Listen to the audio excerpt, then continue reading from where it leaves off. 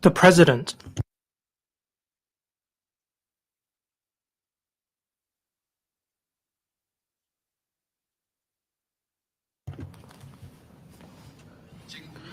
Government Bill, first reading.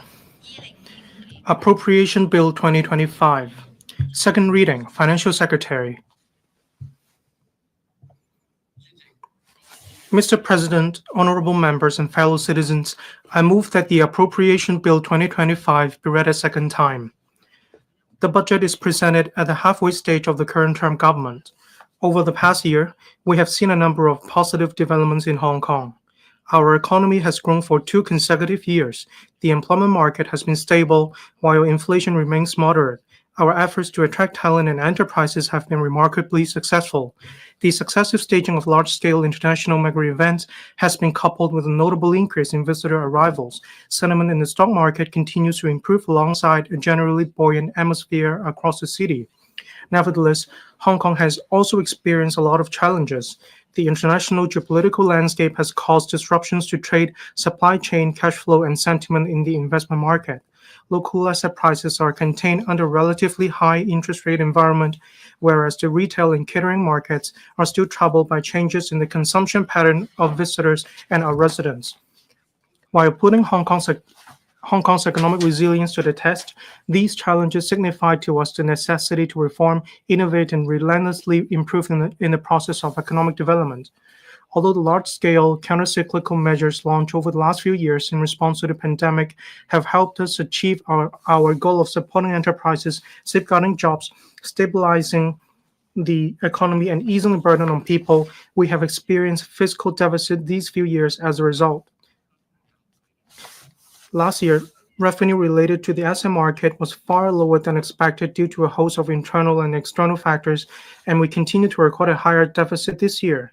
In this budget, I proposed a reinforced version of the fiscal consolidation program, including a cumulative reduction of government recurrent expenditure by 7% from now through 2027 to 28.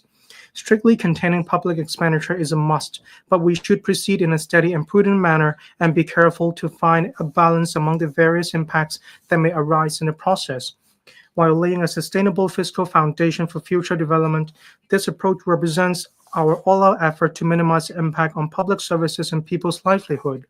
It gives us a clear pathway towards the goal of restoring fiscal balance in the operating account and applying a progressive manner within the current term of the government.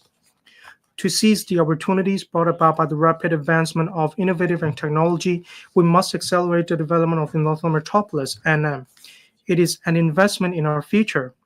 Given our prerequisites and capabilities, we can suitably expand the size of bond issuance on the premise of maintaining healthy public finances and use the funds raised in a proper and flexible manner to invest in Hong Kong's future and create value for our society. In the midst of global changes, technological innovation is our core engine. We must expedite our economic development, in particular boosting new economic driving forces while enhancing the competitive edge of traditional industries at an accelerated pace. Technology reform and artificial intelligence AI development are remodeling the global landscape, leading to the emergence of new industries, new forms of business, new products, and new services. We have to seize the opportunity to make the most out of this critical window to speed up our development, establishing the new before abolishing the old. Transformation and innovation will lead our way into the future, and we are poised to fast-track the high-quality development of Hong Kong's economy. I will elaborate on this a little later. Last year, Hong Kong's economy progressed steadily amid a complicated and changing environment. The unstable international geopolitical situation, escalated trade conflicts, and elevated global interest rate exerted adverse impacts on local economic activities and confidence. Nevertheless, our country's economy is making steady progress and has rolled out measures benefiting Hong Kong one by one. Together with the government's initiatives to boost the economy and interest rate cuts by the U.S. since mid-September, they all provided support to different economic segments in Hong Kong. Hong Kong's economy recorded moderate growth of 2.5% last year. The International Monetary Fund, IMF, estimated that the global economy grew by 3.2% last year. Supported by the continuing expansion of external demand, Hong Kong's total exports of goods grew by 4.7% in real terms.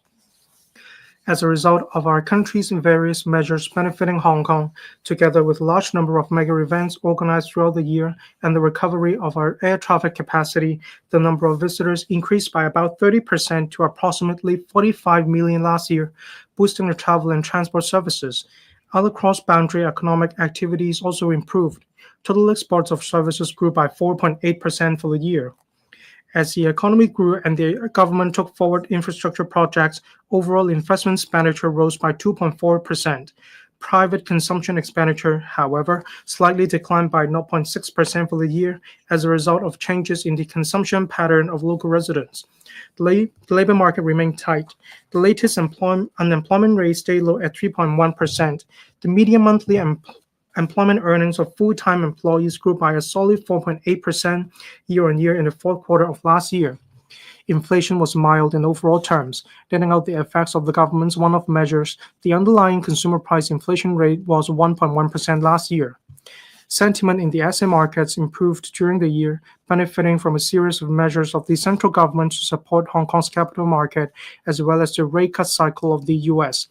The stock market saw increases in both prices and turnover volume. The Hang Seng Index rose by 18% for the year, and the average daily turnover increased by 26%. Funds raised by new listings increased to $88 billion. The residential property market continued to adjust in the first 3 quarters of last year, but it stabilized after the interest rate cuts. For the year, the number of transactions increased by 23% to about 53,000, while property prices fell by 7%. The non-residential property market remained stagnant. Economic outlook for 2025 and the medium term. The Hong Kong economy still faces a very challenging external environment, but there are quite a few positive factors at the same time. Trade protectionism affects global trade and capital flows, dampens investment and consumer confidence, and weighs on global economic growth. It is encouraging that the mainland economy continues to grow steadily.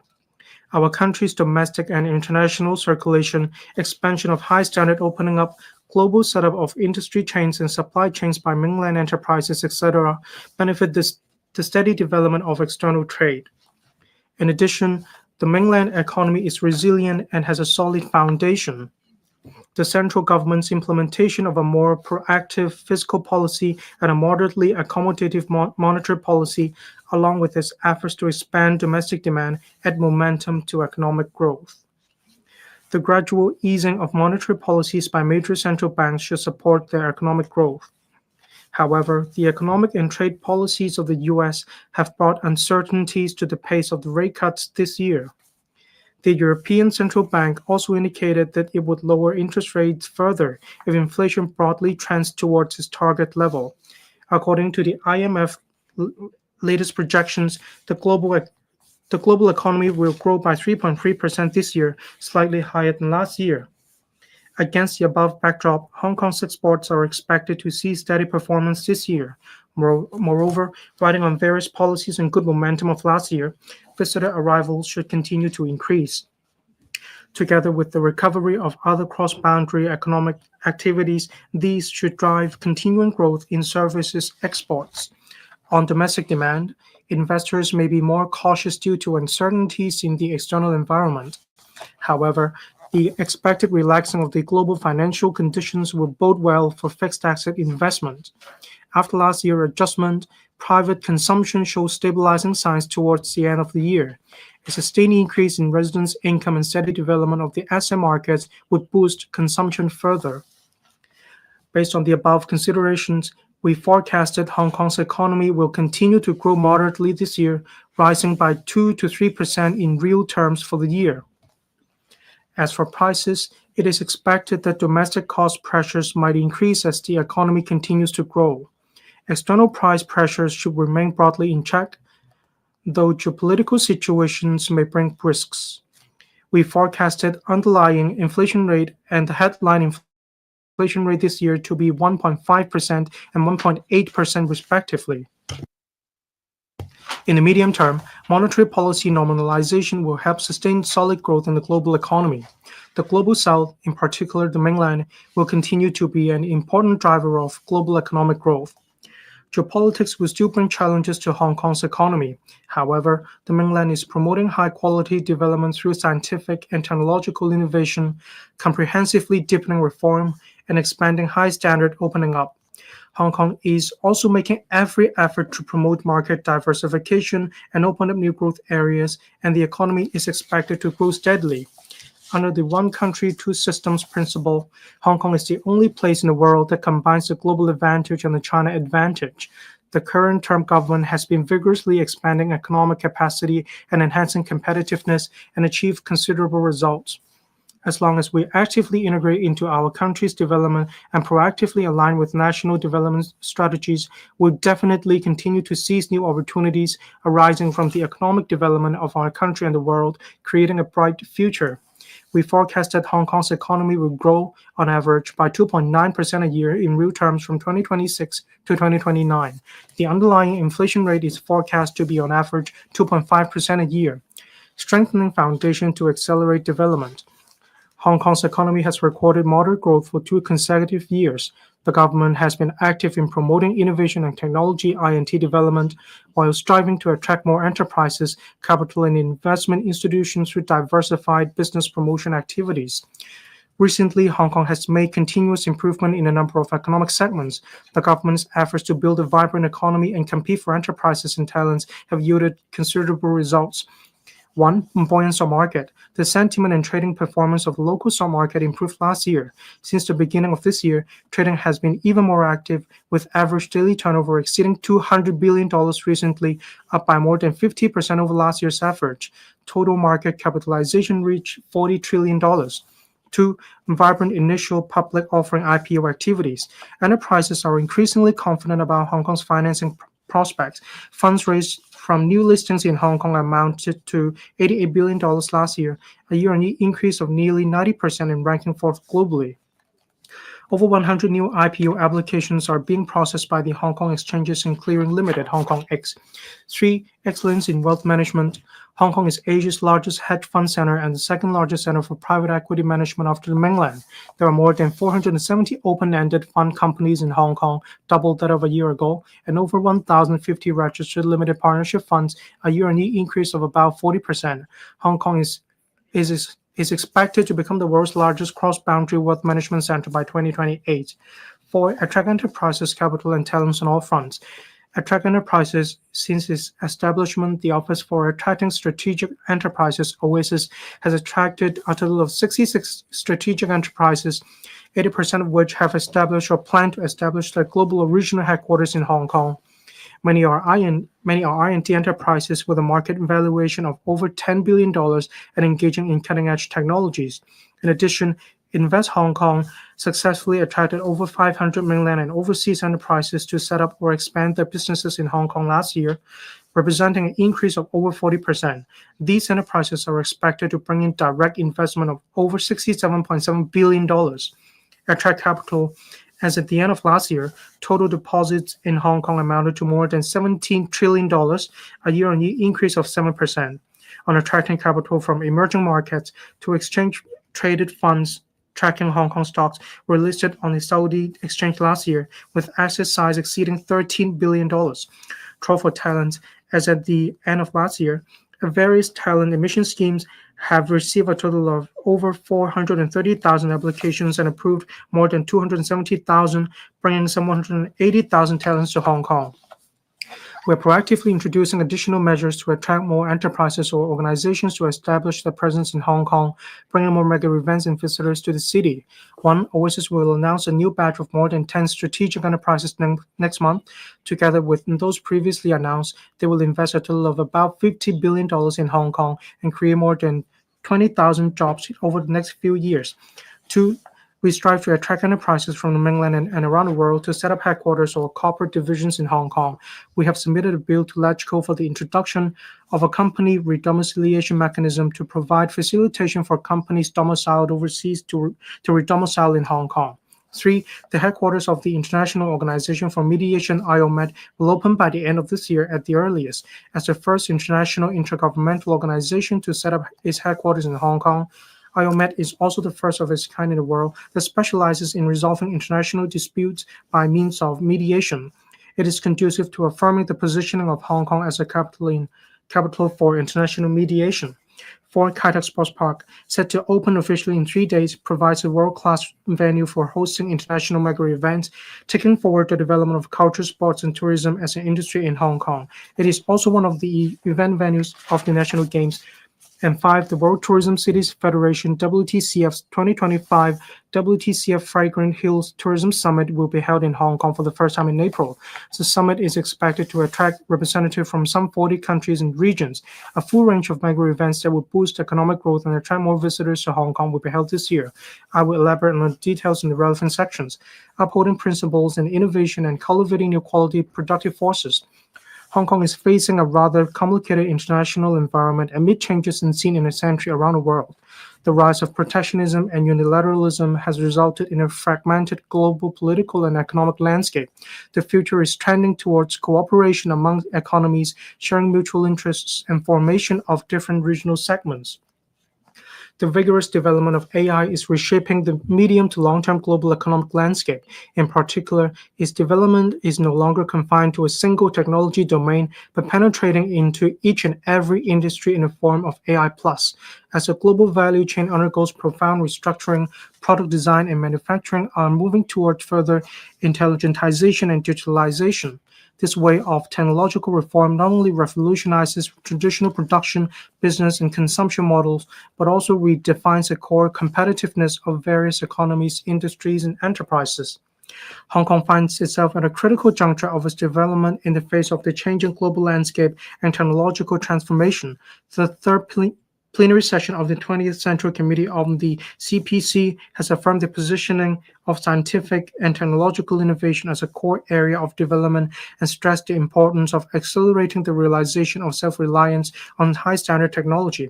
This points out a clear direction for Hong Kong to leverage its strength as an international platform for stepping up the development of the AI industry. The third plenary session of the 20th CPC Central Committee has stated that the country has to deepen reform comprehensively, advance high standard opening up, and speed up the formation of a new development landscape. We must also cultivate new quality productive forces tailored to local circumstances and promote high-quality development.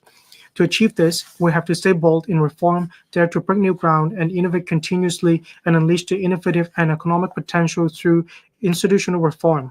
Through the technological innovation, we can catalyze new modes and new impetus to accelerate the nurturing of new industries and to transform and upgrade traditional industries. At the same time, we must nurture and attract talent by better means to promote the integrated development of education, technology, and talent, which in turn provides staunch support for reform and innovation. We have to leverage the advantages under one country, two systems to better integrate into the national development and participate in the joint development of the GBA in a proactive manner. We have to reinforce our connectivity with both the mainland and the world, while leveraging synergies with overseas markets, especially those emerging in the global south. It is by doing so that we fulfill our roles as super connector and super value adder. INT, artificial intelligence. AI is at the core of developing new quality productive forces. We would leverage the edge of one country, two systems, and our internationalized characteristic to develop Hong Kong into an international exchange and cooperation hub for the AI industry. Through frontier research and real-world application, we will endeavor to develop AI as a core industry and empower traditional industries in the upgrading and transformation. AI as a core industry. AI Supercomputing Center. We have been proactively enhancing the strategy and planning on AI development. The first phase facility of Cyberport's AI Supercomputing Center has just commenced operation, and the computing power will be ramped up gradually to 3,000 petaflops this year. This is equivalent to the processing capacity of nearly 10 billion images in an hour. Hong Kong Microelectronics Research and Development Institute, established last September, spearheads collaboration among universities, R&D centers, and the industry on the R&D of third-generation semiconductor core technology. The institute leverages the GBA's well-developed manufacturing industry chain and enormous market and promotes the one-to-end transformation of R&D outcomes and industry development. 2 pilot lines will be set up at the microelectronics centers in Yuen Long this year and start operating next year. To spearhead and support Hong Kong's innovation R&D as well as industrial application of AI, I have set aside $1 billion for the establishment of the Hong Kong AI Research and Development Institute. The Digital Policy Office (DPO) will formulate the establishment arrangements of the institute and its specific goals, focusing on facilitating upstream R&D, midstream and downstream transformation of R&D outcomes, and expanding application scenarios. Since its launch in October last year, the AI subsidy scheme has approved 5 projects led by local universities, research institutions, etc., to accelerate local R&D work relating to big language models, new materials, large synthetic biology models, and so on. To bring together top talents in the industry to study the development and application of AI, the Hong Kong Investment Corporation Limited (Hong Kong IC) will be hosting the first International Young Scientist Forum on AI to promote research of AI technology and its development as an industry, including open source technology, in particular the design and application of the open source chip architect RISC-V.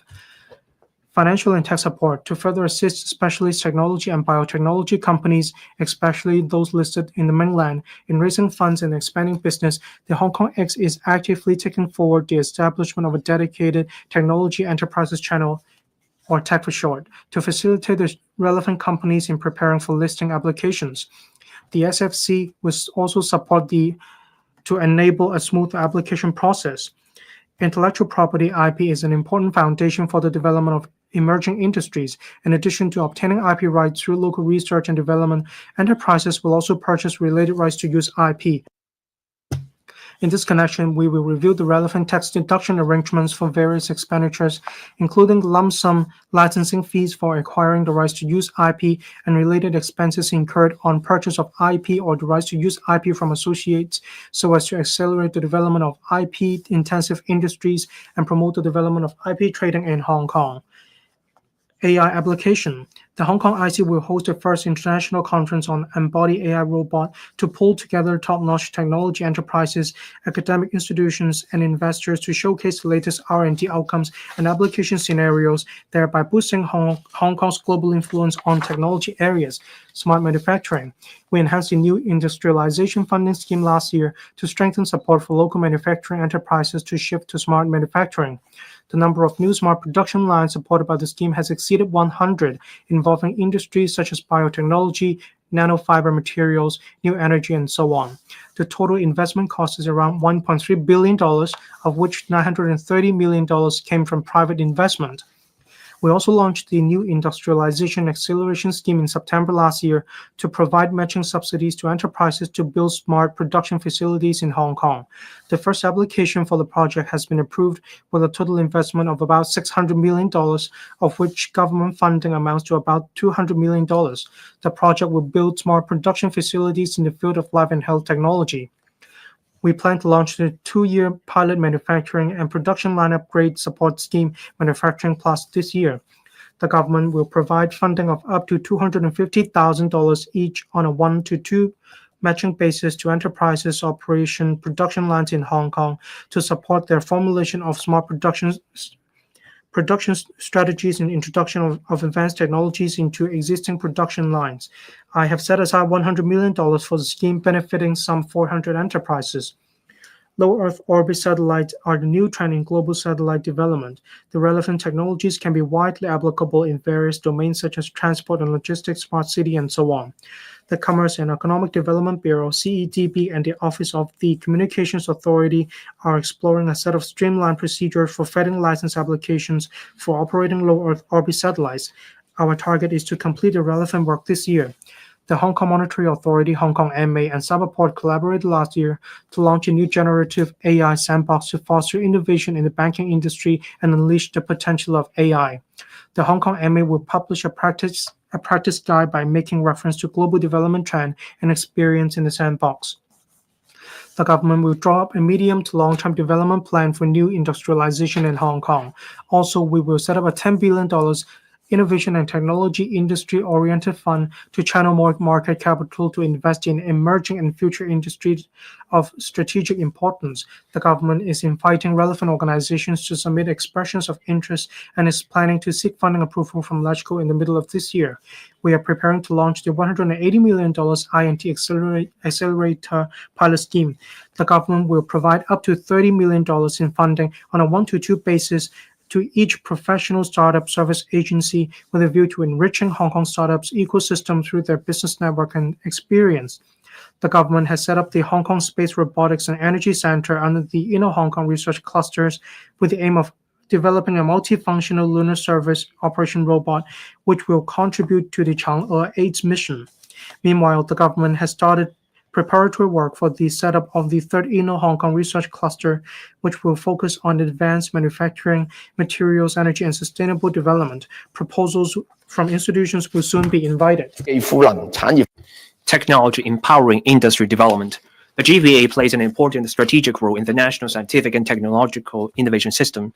Among the top 100 science and technology clusters in the Global Innovation Index 2024 published by the World Intellectual Property Organization, or WIPO, the Shenzhen-Hong Kong-Guangzhou cluster ranked second globally for the 5th consecutive year. With our country's staunch support, the publication event for the top 100 S&T clusters in the WIPO Global Innovation Index 2025 will be held in Hong Kong later this year, giving full recognition to the global importance of Hong Kong as a GBA's core city in the field of INT. Life and health technology. The government will support local universities to set up life and health technology research institutes through the subsidy program for the setup of life and health technology research institute with a view to fostering cross-university institutional and multidisciplinary collaboration.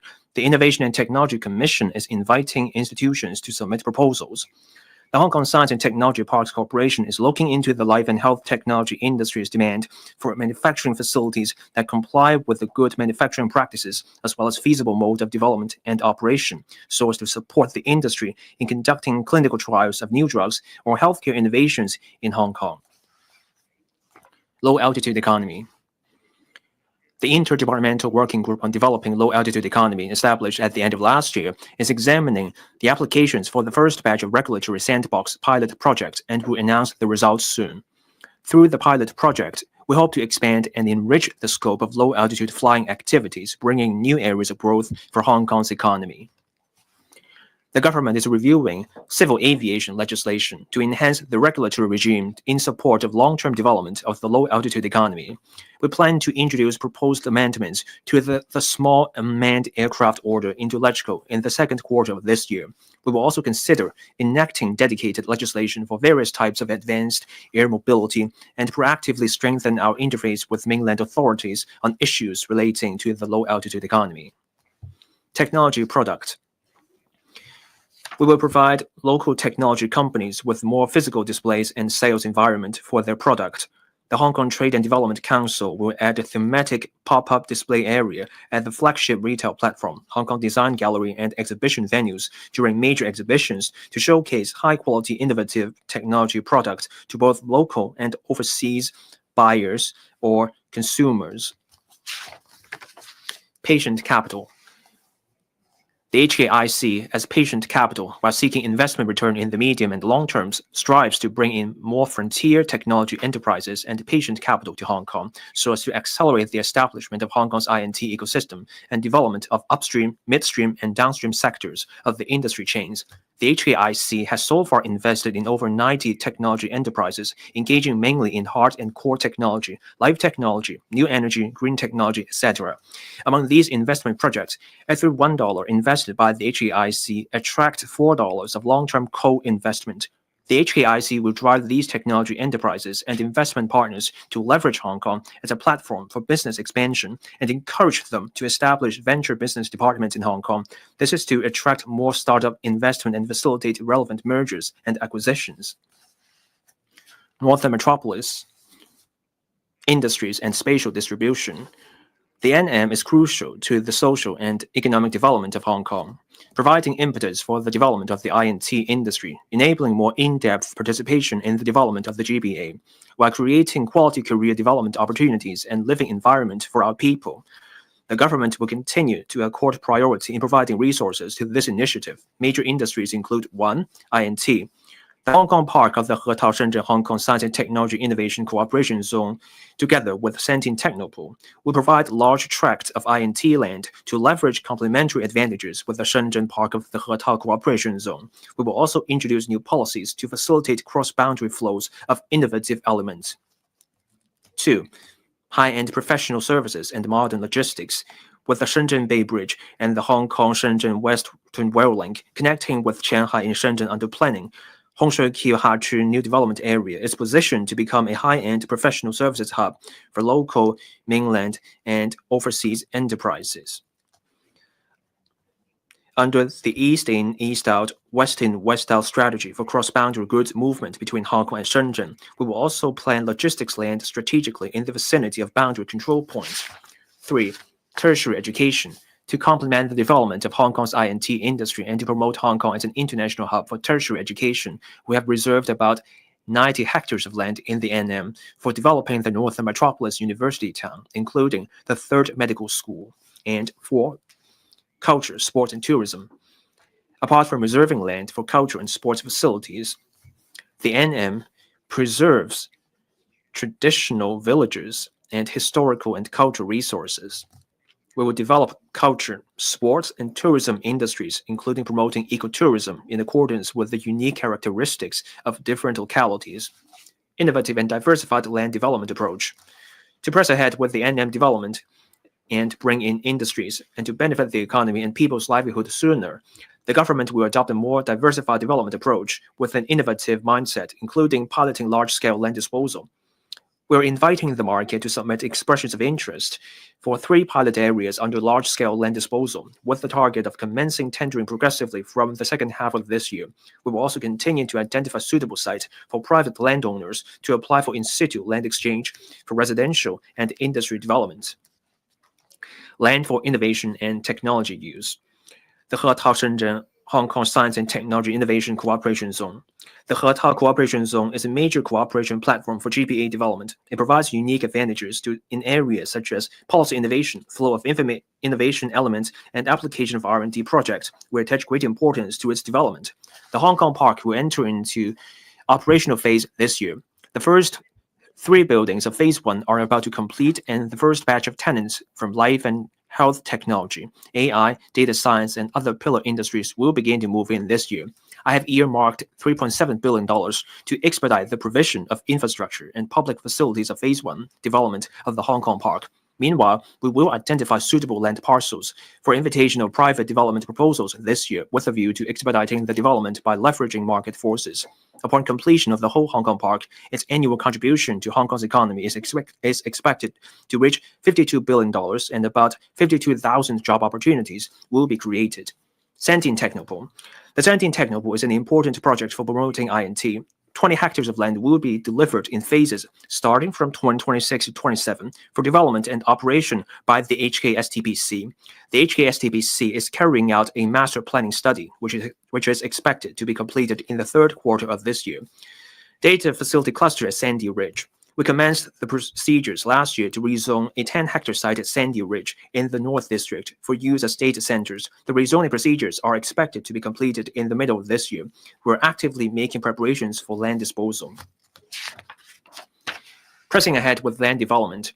Last year, we have commenced 3 major projects on second phase of development for the Hongshui-Qiu-Hachu New Development Area, remaining phase development of Kutong North Fanning North NDA, and the site formation and engineering infrastructure works for the first batch of land in Sandton Technopool. This year, we will start the works of Yunnan South NDA second phase development, complete the rezoning procedures for a data park site in Sandy Ridge, and finalize land use proposals for Niaotan Mei as well as New Territories North, Newtown, and Matolong this year for commencing the environmental impact assessments and other statutory procedures. Over the next few years, there will be considerable output in residential units and industrial land in the NM. In order to support commercial and innovative development in the NM, we will also identify suitable sites there for constructing facilities to meet various conference and exhibition needs. Railway development. The construction works of Phase 1 of the Northern Link, or NOL, Kutong Station have commenced for target completion in 2027. Advanced works for Phase 2 have also commenced to tie in with the target completion of NOL Main Line in 2034. In addition, we're working with the Shenzhen authorities to jointly take forward 2 cross-boundary railway projects. The investigation and design study of the Hong Kong-Shenzhen Western Rail Link Hongshui-Qiu to Qianhai project and the detailed planning and design of the Northern Link spur line are expected to commence this year. strengthening industries with competitive edge. It is imperative for Hong Kong to leverage its strategic positioning as the three centers and a hub and make good use of the advantages of one country, two systems. With the resolute support of our country, we must consolidate and strengthen industries with clear advantages whilst actively nurturing and developing new industries, injecting new impetus to Hong Kong's economy such that Hong Kong can contribute to the Chinese path to modernization while realizing faster and better development. International Financial Center. Last year, Hong Kong ranked among the top 3 international financial centers and the top 4 initial public offering markets in the world. The Hong Kong stock market has been buoyant since the beginning of this year. Total assets under management amounted to over $31 trillion, with over half of the funding sourced from investors outside. The offshore RMB liquidity pool has expanded to approximately RMB 1.1 trillion. The key to consolidating and enhancing the strengths of Hong Kong as an IFC lies in institutional innovation, product innovation, a critical mass of enterprises, and financial connectivity. Over the past few years, institutional reforms to the capital market, including establishing listing avenues for new economy and technology enterprises with weighted voting rights structures, facilitating fundraising by overseas issuers, etc., coupled with the government's active effort in attracting new capital overseas and expanding new markets, have injected impetus to the Hong Kong market and improved its liquidity. We're pressing ahead with high-quality development of Hong Kong's international financial market to create more new growth areas. Securities and derivatives market, facilitating financing of overseas enterprises and specific products. The Association of Southeast Asian Nations, or ASEAN, is an important economic region that continues to grow. A number of enterprises from ASEAN are seeking to apply for listing in Hong Kong, covering businesses in areas such as biotechnology, integrated logistics, mining, etc. HKEX will step up its promotion in ASEAN and the Middle East and actively explore areas of cooperation with countries in the region, including the listing of exchange-traded funds to enrich the investment product choices in mutual markets and promote two-way capital flows. HKEX will also strive to increase the number of overseas recognized exchanges to facilitate more overseas companies' secondary listing in Hong Kong. In order to facilitate more private equity funds to list in Hong Kong, SFC has clarified the relevant regulatory requirements to encourage sizable alternative asset funds with regular income streams to raise funds. In addition, HKEX will put forward recommendations to enhance the issuance mechanism of structured products with a view to providing greater flexibility for product listing and trading. Improving trading and risk management efficiency. We will continue to advance reforms to the trading mechanism. HKEX will gradually introduce new functions to its post-trading system from the middle of this year and conduct system upgrades to ensure technical compatibility with the T+1 settlement cycle by the end of this year and complete advanced preparations for shortening the settlement cycle. Riding on the reduction in minimum price spreads to be implemented in the middle of this year, HKEX is reviewing with the SFC the trading unit system, or the so-called board lot system, and will put forward proposed enhancements this year so that trading arrangements can better meet liquidity characteristics of shares of different sizes and investment needs, as well as facilitating trading and improve efficiency. We have submitted the subsidiary legislation with regard to the implementation of the uncertificated securities market regime to LegCo. The SFC and HKEX are working closely with the industry to carry out system upgrades and technical preparations with a view to implementing the regime early next year. To meet the risk management needs of investors, the SFC will consult the market on the proposal to increase the position limits for key index derivatives so as to enhance flexibility for investors to use the relevant derivatives while safeguarding financial safety. Taking forward reforms to the listing regime. To dovetail with the latest economic trends and corporate needs, we will review listing requirements and post-listing ongoing obligations, evaluate listing-related regulations and arrangements to improve the vetting process, optimizing the threshold for dual primary listing and secondary listing, and review the market structure, including exploring the establishment of a post-listing over-the-counter trading mechanism. Fixed income and currency hub. The SFC and the HKMA have set up a task force to formulate a roadmap covering the development of primary and secondary bond markets and foreign exchange markets, as well as infrastructural enhancement. We will also organize a flagship forum in the second half of this year to promote Hong Kong's strengths in this regard. The government will conduct research into the current legal and regulatory regime related to the issuance and transactions of digital bonds and explore enhancement measures to promote the wider adoption of tokenization in Hong Kong's bond market. The government will regularize the issuance of tokenized bonds. The HKMA is preparing for issuing the third tranche of tokenized bonds and will continue to encourage digital bonds issuances through the Digital Bond Grant Scheme, while actively exploring tokenizing traditional bonds issued. Asset and Wealth Management Center. We have been striving to foster the development of the asset and wealth management industries. Measures implemented include the enhancement to the Cross-Boundary Wealth Management Connect in the GBA, Exchange-Traded Fund Connect, and the Mainland Hong Kong Mutual Recognition of Funds Arrangement. We will formulate proposals on the preferential tax regimes for funds, single-family offices, and carried interest this year, including expanding the scope of fund under the tax exemption regime, increasing the type of qualifying transactions eligible for tax concessions for funds and single-family offices, enhancing the tax concession arrangement on the distribution of carried interest by private equity funds, etc. We will continue to attract global capital to Hong Kong and develop a vibrant ecosystem for family offices. Invest Hong Kong has assisted over 160 family offices in setting up operations or expanding their businesses in Hong Kong. We will be hosting the third edition of the Wealth for Good in Hong Kong Summit shortly under the theme Hong Kong of the World for the World, showcasing Hong Kong's strengths as a global hub for family offices. Offshore RMB Business Center. With the prudent and steady progress of RMB internationalization, Hong Kong, as an offshore RMB business hub, will continue to enhance offshore RMB liquidity, improve the relevant infrastructure, and provide more investment product and risk management tools. The government promotes the formation of the offshore RMB yield curve by regularly issuing RMB bonds of different tenors. The Hong Kong RMB Clearing Bank has been offering 24-hour cross-border clearing service since last year, bringing convenience to banks and customers in different time zones. The current size of the currency swap agreement between the HKMA and the People's Bank of China is RMB 800 billion. The HKMA will launch an RMB trade financing liquidity facility for banks as a stable source of relatively lower cost funds so as to support banks in providing RMB trade finance services to their corporate customers. The new facility has a total size of RMB 100 billion.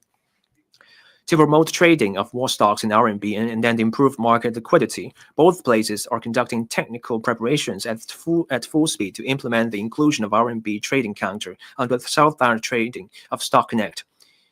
In addition, HKEX is taking forward the single tranche multiple counter arrangement, including adopting the same international securities identification number for dual counter stocks so as to enhance settlement efficiency. The government has also been conducting preparatory work to allow the stamp duty payable on the transfer of stocks at RMB counters to be paid in RMB, with a view to putting forward a legislative proposal next year.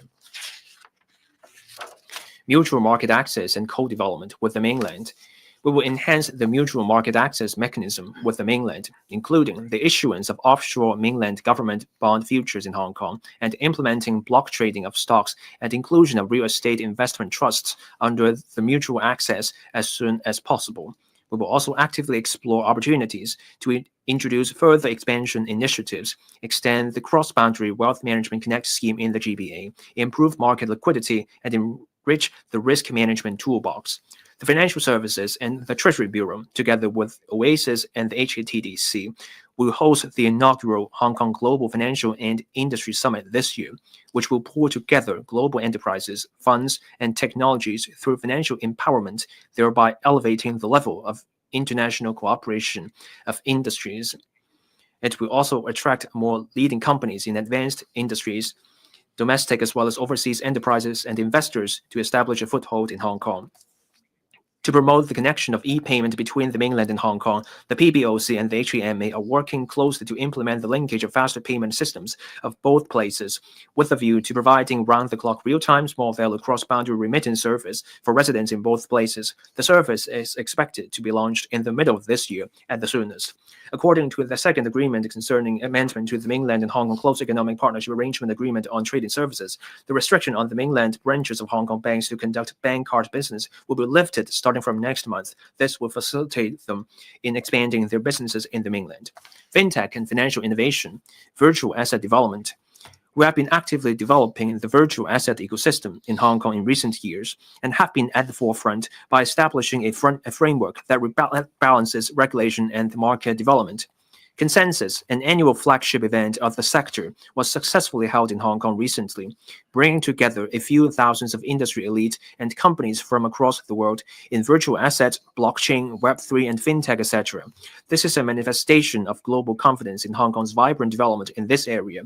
During the event, the SFC also announced a roadmap on the virtual asset market. We will soon promulgate a second policy statement on the development of virtual assets to explore how to leverage the advantages of traditional financial services and innovative technologies in the area of virtual assets, enhance security and flexibility of real economy activities, and encourage local and international companies to explore the innovation and application of virtual asset technologies. The government will conduct consultation on the licensing regimes of virtual asset over-the-counter trading services and custodian services this year. We have introduced into legislation a bill to put in place a regulatory regime for issuers of fiat-referenced stablecoins. Upon the passage of the bill, the HKMA will expedite the vetting of license applications. Gold and commodities. The working group on promoting gold market development will formulate a plan this year, covering measures to enhance storage facilities, optimize trading and regulatory mechanisms, expand exchange products, and conduct market promotion. The measures will be implemented gradually. London Metal Exchange, a subsidiary of HKEX, has included Hong Kong as its approved delivery point in January this year. Local warehouse operators have expressed interest in becoming its accredited warehouses. Relevant discussion is actively underway. Non-traditional risk transfer. As an international risk management center, Hong Kong has been providing diversified risk management tools.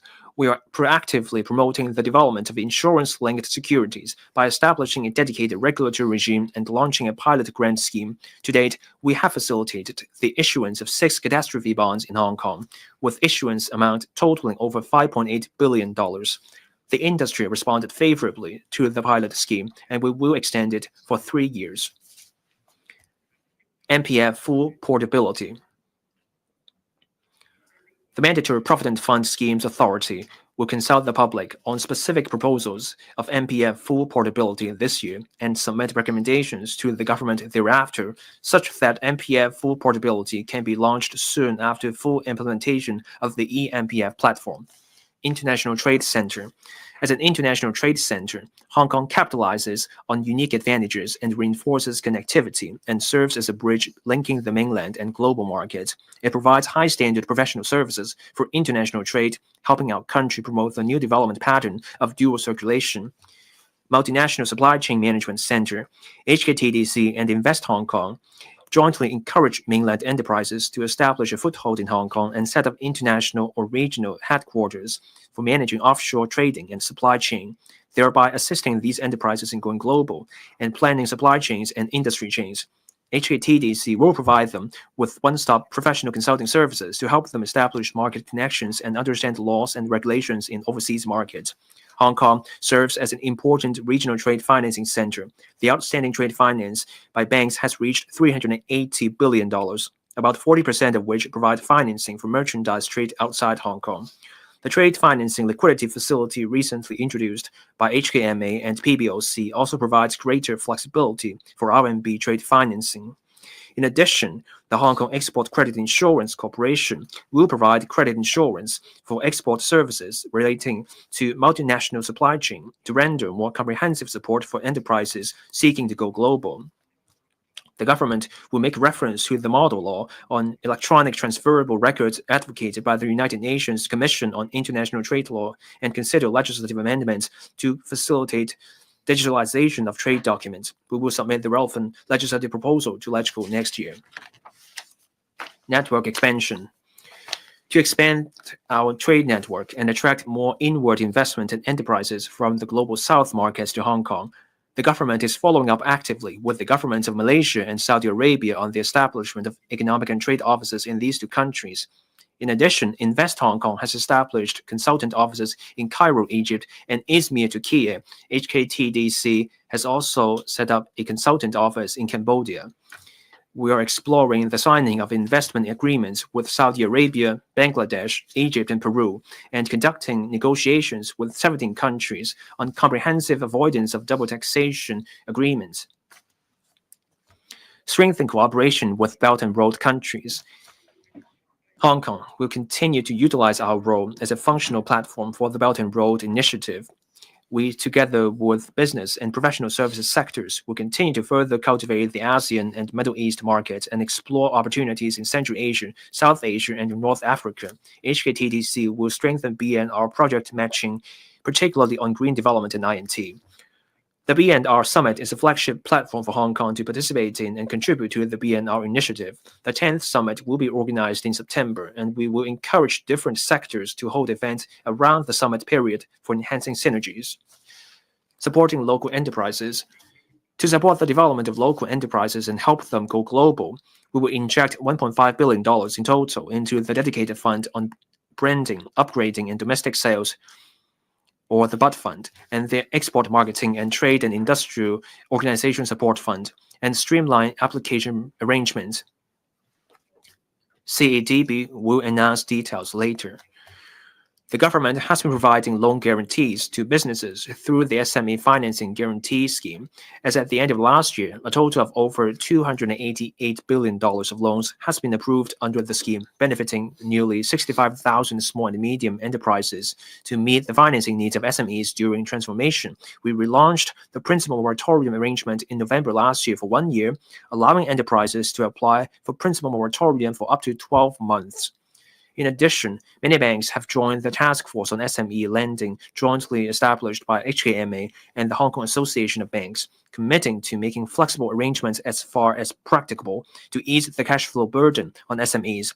The funds dedicated for SME financing in the participating banks' loan portfolios have recently been increased to over $390 billion. To further assist local SMEs in tapping into the mainland market and increasing sales from electronic commerce or e-commerce market, HKTDC will launch the E-commerce Express in collaboration with large-scale e-commerce platforms to provide Hong Kong enterprises with one-to-one consultation services and thematic seminars. HKTDC will also enhance its mentorship scheme together with the Trade and Industry Department. By doing so, local enterprises will better leverage e-commerce, and online shopping platforms in the mainland to boost sales. In addition, HKTDC will organize the second edition of the Hong Kong Shopping Festival. International Maritime Center. Hong Kong is the leading international maritime center. The government will continue to embrace changes and adopt an innovative spirit to create a stronger impetus for the development of the industry, establishing Hong Kong Maritime and Port Development Board. The government will establish the Hong Kong Maritime and Port Development Board this year to strengthen relevant research, promotion, and manpower training to facilitate the sustainable development of the International Maritime Center. High-value added maritime services. In the past few years, the government has introduced a series of tax measures conducive to the development of the maritime industry. In light of changes of international tax rules, we are enhancing these measures, including introduction of tax deduction on ship acquisition costs for ship lessors under an operating lease.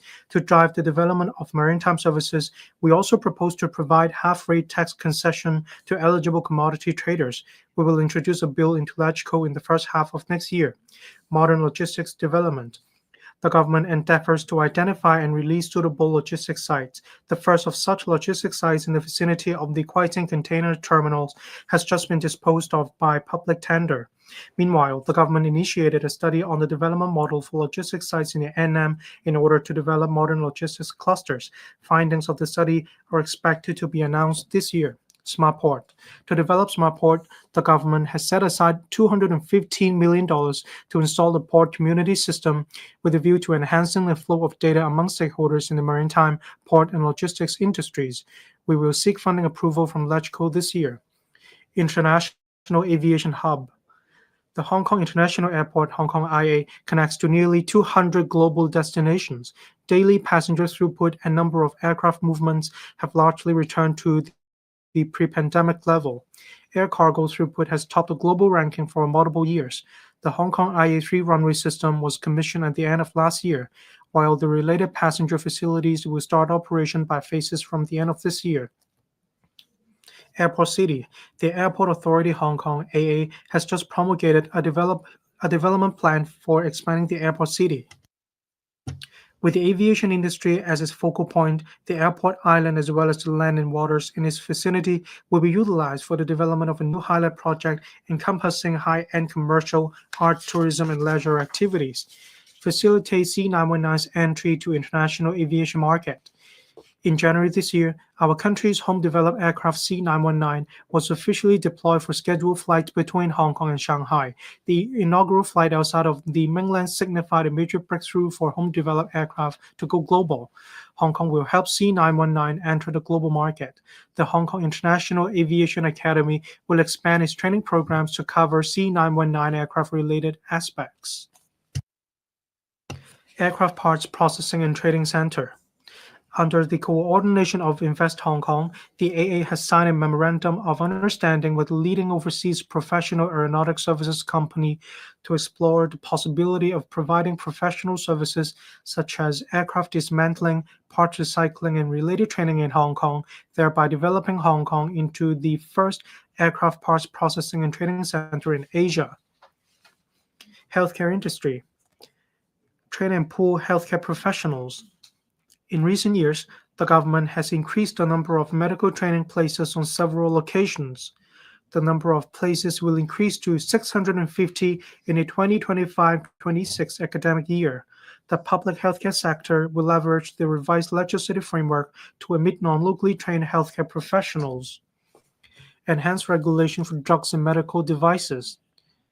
The government will, in the first half of this year, put forward the timetable for establishing the Hong Kong Center for Medical Products Regulation and the roadmap towards the adoption of primary evaluation. We will also formulate strategies and measures to facilitate R&D of drugs and medical devices. Third medical school. The task group on new medical school has invited local universities interested in setting up the third medical school to submit proposals. It expects to complete assessment and formulate recommendations to the government this year. We will set aside resources to support universities in the development of the new medical school on a matching basis. Cultural and creative industries. The government is committed to promoting the development of cultural and creative sectors as industries. A cumulative total of over 780 projects, some of which with potential for industrialization, have been approved under the Create Smart initiative, involving a total funding of about $3.4 billion and benefiting more than 30,000 SMEs. To foster the vibrant development of the local creative industry chain, Oasis will strategically attract to Hong Kong more cultural and creative enterprises that integrate I&T into their work. Large-scale art events. The inaugural Hong Kong Performing Arts Expo concluded in October last year, featuring over 1,600 arts leaders and practitioners from more than 60 countries and regions. We will organize the second edition of the expo next year, transforming the event into a flagship of our arts and cultural industries. The government will continue to attract and support the staging of international or large-scale arts and cultural events in Hong Kong through the Mega Arts and Cultural Events Fund, with a view to promoting the development of Hong Kong as an East-West center for international cultural exchange. We have updated the assessment criteria to require funded events to help promote tourism and bring economic benefits. Development of film industry. The government has always been a staunch supporter of the development of the film industry. A cumulative total of over $1.3 billion has been approved by the Film Development Fund to support more than 120 film projects. These projects involve more than 110 new directors and producers, and the relevant films have won more than 180 awards. The fund has also launched a film financing scheme for mainland market to encourage Hong Kong film companies and mainland cultural enterprises to invest in and promote productions by Hong Kong directors. Cultural intellectual property. The government will support cultural IP creators and producers to propel more than 30 cultural IP projects cumulatively in the coming 5 years. We are fostering more cross-sectoral collaboration within the cultural and creative sectors so as to enhance the communication power and sales value of cultural IP products. Tourism industry. Tourism boosts local economic development and creates employment opportunities. To pursue the concept of tourism is everywhere and implement the development blueprint for Hong Kong Tourism Industry 2.0, I will allocate $1,235 million to the Hong Kong Tourism Board Hong Kong TB in the coming year. The Hong Kong TB will work with more international brands to tell the good stories of Hong Kong's tourism.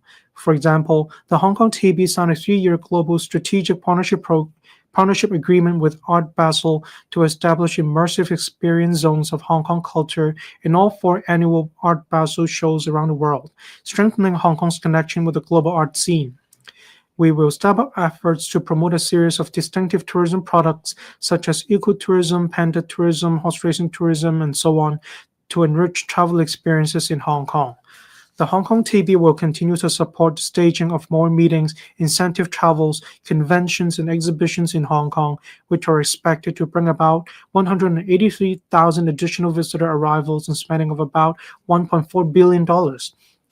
I have earmarked resources to strengthen support for the cruise industry, encouraging cruise lines to increase the number of ship calls to Hong Kong, make overnight calls, and use Hong Kong as a home port.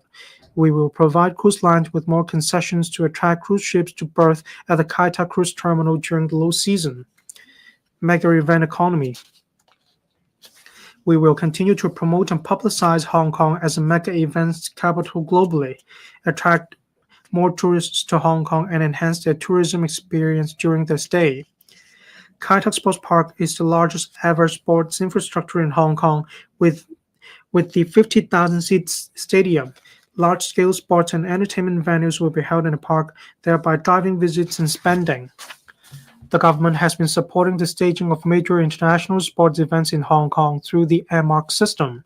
We will adopt a more strategic approach in continuously attracting sports events, which can bring significant economic benefits to Hong Kong, and are in discussion with Live Golf, which has been held in Hong Kong for 2 consecutive years, to explore a long-term partnership.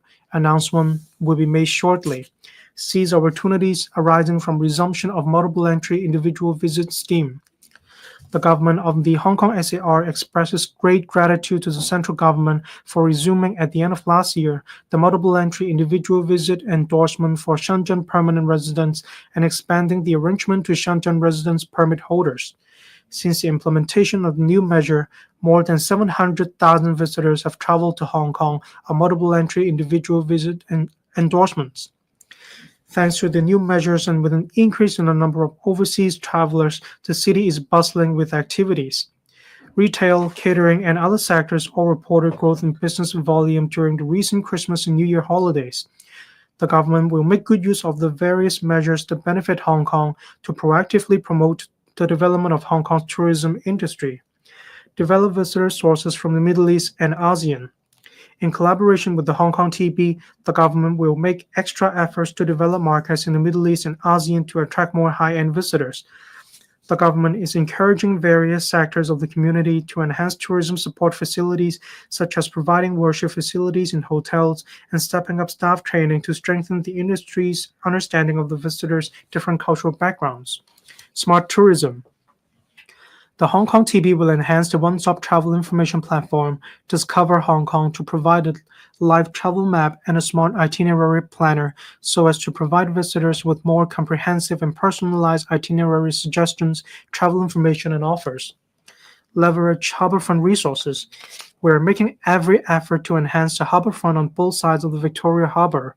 The recently opened western section of the East Coast Boardwalk in North Point has been popular among the public. The eastern section of the boardwalk, the Hong Hum Urban Park Phase 2, and the open space at Eastern Street North in Sai Ying Point will also be completed this year. We will set up refreshment stalls at harborfront locations in Central, Wan Chai, North Point, and Tsim Sha Tsui this year in order to enrich visitor experience. The government has invited the Mass Transit Railway Corporation Limited to conduct a study to develop the waterfront and former pier site to the south of Hong Kong Station into a new harborfront landmark. It will include iconic commercial and residential developments, retail, dining, and entertainment facilities, as well as yacht club for promoting yacht tourism. We will put forward land use proposals in the middle of this year. Education industry. Hong Kong's post-secondary education sector is highly international and diversified.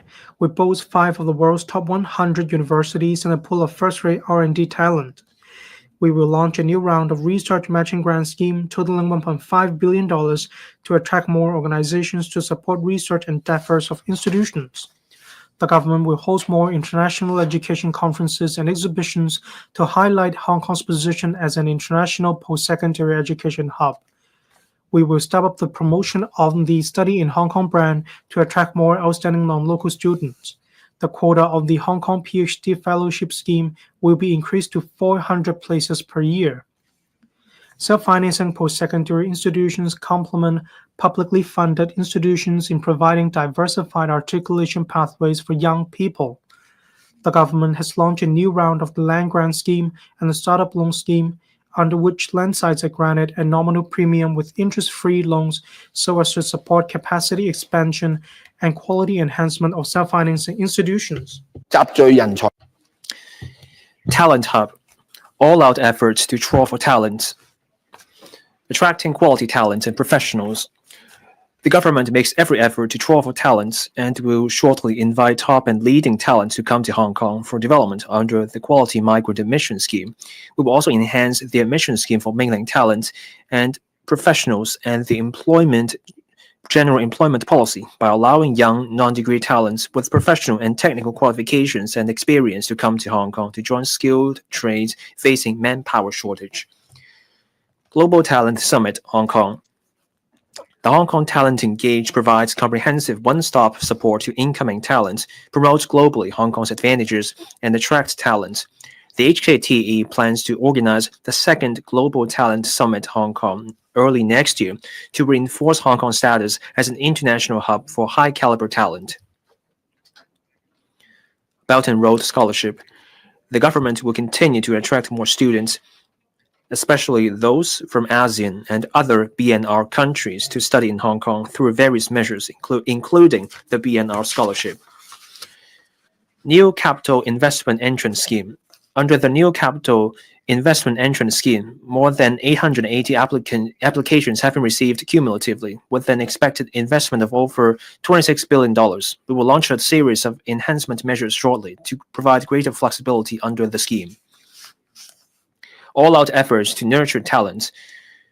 To stimulate primary and secondary school students' interest in INT, I have invited the HKIC, the HKSTPC, and Cyberport to coordinate the efforts of more than 100 technology enterprises under their purview to engage in interactions and exchanges with students to share frontier exploration and startup experience in technology through organizing product display in schools, site visits, etc. In the coming year, these technology enterprises cover various domains such as AI, robotics, and green technology.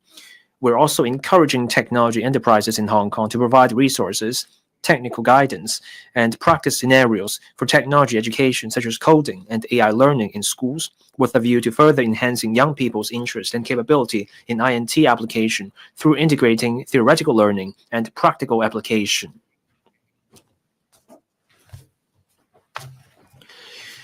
Enhancing collaboration with cities in the Greater Bay Area. Medical cooperation. The joint establishment of the GBA Clinical Trial Collaboration Platform by Hong Kong and Shenzhen is one of the benchmark collaboration projects in the GBA. We're seeking to establish the real-world study and application center by the end of this year. With data from the special measure of using Hong Kong registered drugs and medical devices used in Hong Kong public hospitals in GBA, we aim to accelerate approval for registration of new drugs in Hong Kong, the mainland and overseas, fostering R&D, clinical trials, and application of advanced biomedical technology in Hong Kong. The Hospital Authority, through various talent exchange programs, invites healthcare professionals, including those from the mainland, especially the GBA, for professional and clinical exchange with local healthcare personnel to foster mutual professional enhancement and, in the long run, establish a regional healthcare talent pool. Data flow and exchange. The facilitation measure on the standard contract for the cross-boundary flow of personal information within the Guangdong, Hong Kong, Macau, Greater Bay Area, mainland Hong Kong, helps promote the safe and orderly cross-boundary flow of authorized personal information and has been well received by the telecommunications sector since its launch. The measure has already been opened up for participation by other sectors. Financial cooperation. The HKMA and the PBOC signed the Memorandum of Understanding on cross-boundary credit referencing pilots last year on a pilot basis between Shenzhen and Hong Kong. The initiative has received positive feedback from the industry. We will progressively expand the pilot coverage to further facilitate cross-boundary financing for enterprises. Youth exchange. The Labor Department has since this year relaxed the requirement of joining the GBA Youth Employment Scheme to young people aged 29 or below with sub-degree or higher qualification, and increased the limit of allowance for enterprises to $12,000 per month per person for up to 18 months. Cooperation in transport and logistics. At the end of last year, the AA and the Zhuhai Transportation Holdings Group signed the agreement of shares acquisition concerning the equity acquisition of Zhuhai Airport, which provides a reinforced foundation for passenger and cargo connectivity between the airports. Separately, 21 airlines and 125 logistics companies have participated in the Sea Air International Intermodal Cargo Transshipment Mode under the cooperation of Hong Kong and Dongguan. It is expected that the first phase construction of the permanent facility for the phase 1 development of the logistics park in Dongguan will be completed this year, and the preliminary study of the phase 2 development will commence shortly. Cooperation relating to construction industry. The Building Technology Research Institute established last year is comparing and complementing the testing and certification requirements between standards in different regions with a view to promoting local application of high-quality and cost-effective construction materials. Moreover, the Institute will closely liaise with the counterparts concerned in Guangdong Province for commencing a strategic study on standards in the GBA soon. We are actively collaborating with the Guangdong Province to leverage complementary advantages of modular integrated construction or MIC methods and develop MIC as an industry in the GBA. Efforts will be dedicated to R&D, quality accreditation, and international marketing of MIC. We have, in collaboration with Guangdong Province, successfully established the professional title evaluation mechanism for the first batch of Hong Kong engineering professionals.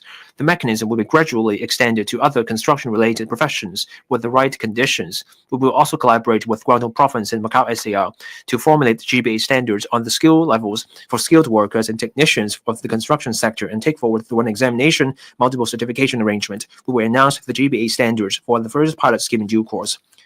Legal cooperation. The Department of Justice is actively taking forward its work in setting up a dedicated platform for GBA lawyers to provide better support to the business development and brand building of lawyers. The DOJ will also actively promote the establishment of a GBA legal information platform to enhance legal information exchange. Development of Shanghai. The Shanghai-Shenzhen-Hong Kong Modern Service Industry Cooperation Zone is one of the major cooperation platforms in the GBA. Since the promulgation of the overall development plan for the Shanghai-Shenzhen-Hong Kong Modern Service Industry Cooperation Zone, Hong Kong-Shenzhen cooperation has achieved substantive progress in various policy areas. For example, the turnover of Shanghai Mercantile Exchange, a subsidiary of HAEX, exceeded RMB 100 billion over the year. It operates our country's only offshore spot trading platform for soybeans. On the basis of the successful implementation of the measure of allowing Hong Kong invested enterprises to adopt Hong Kong law in Shanghai, the DOJ collaborated with the relevant mainland authorities and achieved the extension of the above measure and the measure of allowing Hong Kong invested enterprises to choose Hong Kong as the arbitration place to other pilot cities in the GBA, providing Hong Kong investors with a more facilitative business environment. Cyberport has been actively collaborating with the Shanghai Management Authority to facilitate the landing of startup enterprises at respective parks. So far, some 10 Cyberport enterprises are exploring setting up their operations in Shanghai, whilst 2 enterprises on AI and digital entertainment from Shanghai have established businesses at Cyberport. Hong Kong will continue to support Shanghai in trying out new policies on a pilot basis and pursuing more policy innovation and breakthroughs with a view to promoting the successful policies to the rest of the GBA and even the entire country. Accelerating green development. Green industries. Development of green industries is a major international trend and key to addressing global climate change. The combination of green finance and green technology will accelerate the build-up of multifaceted industry clusters, thereby creating huge business opportunities and financing needs, and making contribution to green transformation and development. Green finance. We launched the Sustainable Finance Action Agenda last year, setting out goals for the banking industry to achieve net zero. We also launched the Roadmap on Sustainability Disclosure in Hong Kong. It provides a well-defined pathway for large publicly accountable entities to adopt the International Financial Reporting Standards Sustainability Disclosure Standards no later than 2028.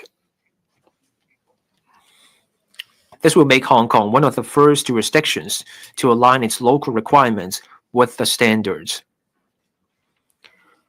To continuously support local green finance talent training, we will extend the pilot green and sustainable finance capacity building support scheme to 2028. Over 5,700 applications have been approved under the scheme. Green technology. The HKSTPC will develop the inner center in Kowloon Tong into a leading green technology hub, Green Tech Hub, bringing together more than 200 green technology companies. The HKSTPC will invite financial and business institutions, universities, institutions supporting businesses, etc., to become partners of the admitted companies and provide support such as talent training, testing, and application scenarios and business matching. Green shipping. The government will provide tax exemption for green methanol used for bunkering. Meanwhile, the government will implement the action plan on green maritime fuel bunkering to develop Hong Kong into a green maritime fuel bunkering center. Green aviation. To provide support for the decarbonization of the international and local aviation industry, we are promoting the application of sustainable aviation fuel, or SAF, at the HKIA. The AA completed a relevant study last year. We will announce an SAF consumption target this year. Green city. Waste reduction and recycling. To enhance waste reduction at source, the government will allocate an additional funding of $180 million for increasing the number of residential food waste smart recycling bins and food waste collection facilities across the city, as well as expanding the recycling network and increasing waste recovery. Waste to energy. iPark 1, Hong Kong's first waste-to-energy facility for treating municipal solid waste, is expected to commence operation this year. Moreover, we have invited the open tender for iPark 2, the second large-scale facility with an expected treatment capacity of 60,000 tons per day. It is a major step towards zero landfill. Charging network for electric vehicles. There are more than 100,000 electric vehicles in Hong Kong, about 8 times of that 5 years ago. The government will launch a $300 million subsidy scheme in the middle of this year. It is expected that the scheme will provide impetus for the industry to install 3,000 fast chargers across Hong Kong by 2030 to be used by 160,000 additional electric vehicles. Green transformation of public buses and taxis. The government has announced the green transformation roadmap of public buses and taxis and earmarked $470 million under the New Energy Transport Fund to subsidize franchised bus operators in purchasing about 600 electric buses.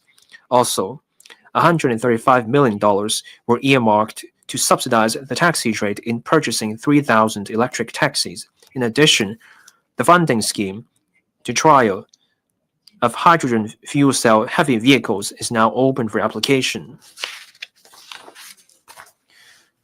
Smart and green mass transit systems. Last year, the government invited expressions of interest for the Smart and Green Mass Transit System projects in Kai Tak, East Kowloon, and Hong Shou Kyu Ha Chun and Yuen Long South NDAs. The government will continue to take forward the project with an innovative mindset and strive to invite tenders for the Kai Tak project this year and the East Kowloon and Hong Shou Kyu Ha Chun and Yuen Long South NDAs projects next year, respectively. Sustainable development of agriculture and fisheries industries. We will continue to take forward the blueprint for the sustainable development of agriculture and fisheries to assist the upgrading and transformation of the agriculture and fisheries industries. The government has reserved a site in Sheungshui for the agriculture sector to set up the first multi-story, modernized, and environment-friendly livestock farm. For the fisheries sector, the first batch of marine fish culture licenses at Wong Chuk Kok Hoi and Mears Bay will be issued in the middle of the year, the earliest. We are also proactively working to establish a brand building and certification system for leisure fisheries and farming, as well as local agriculture and fisheries produce. Land and housing supply.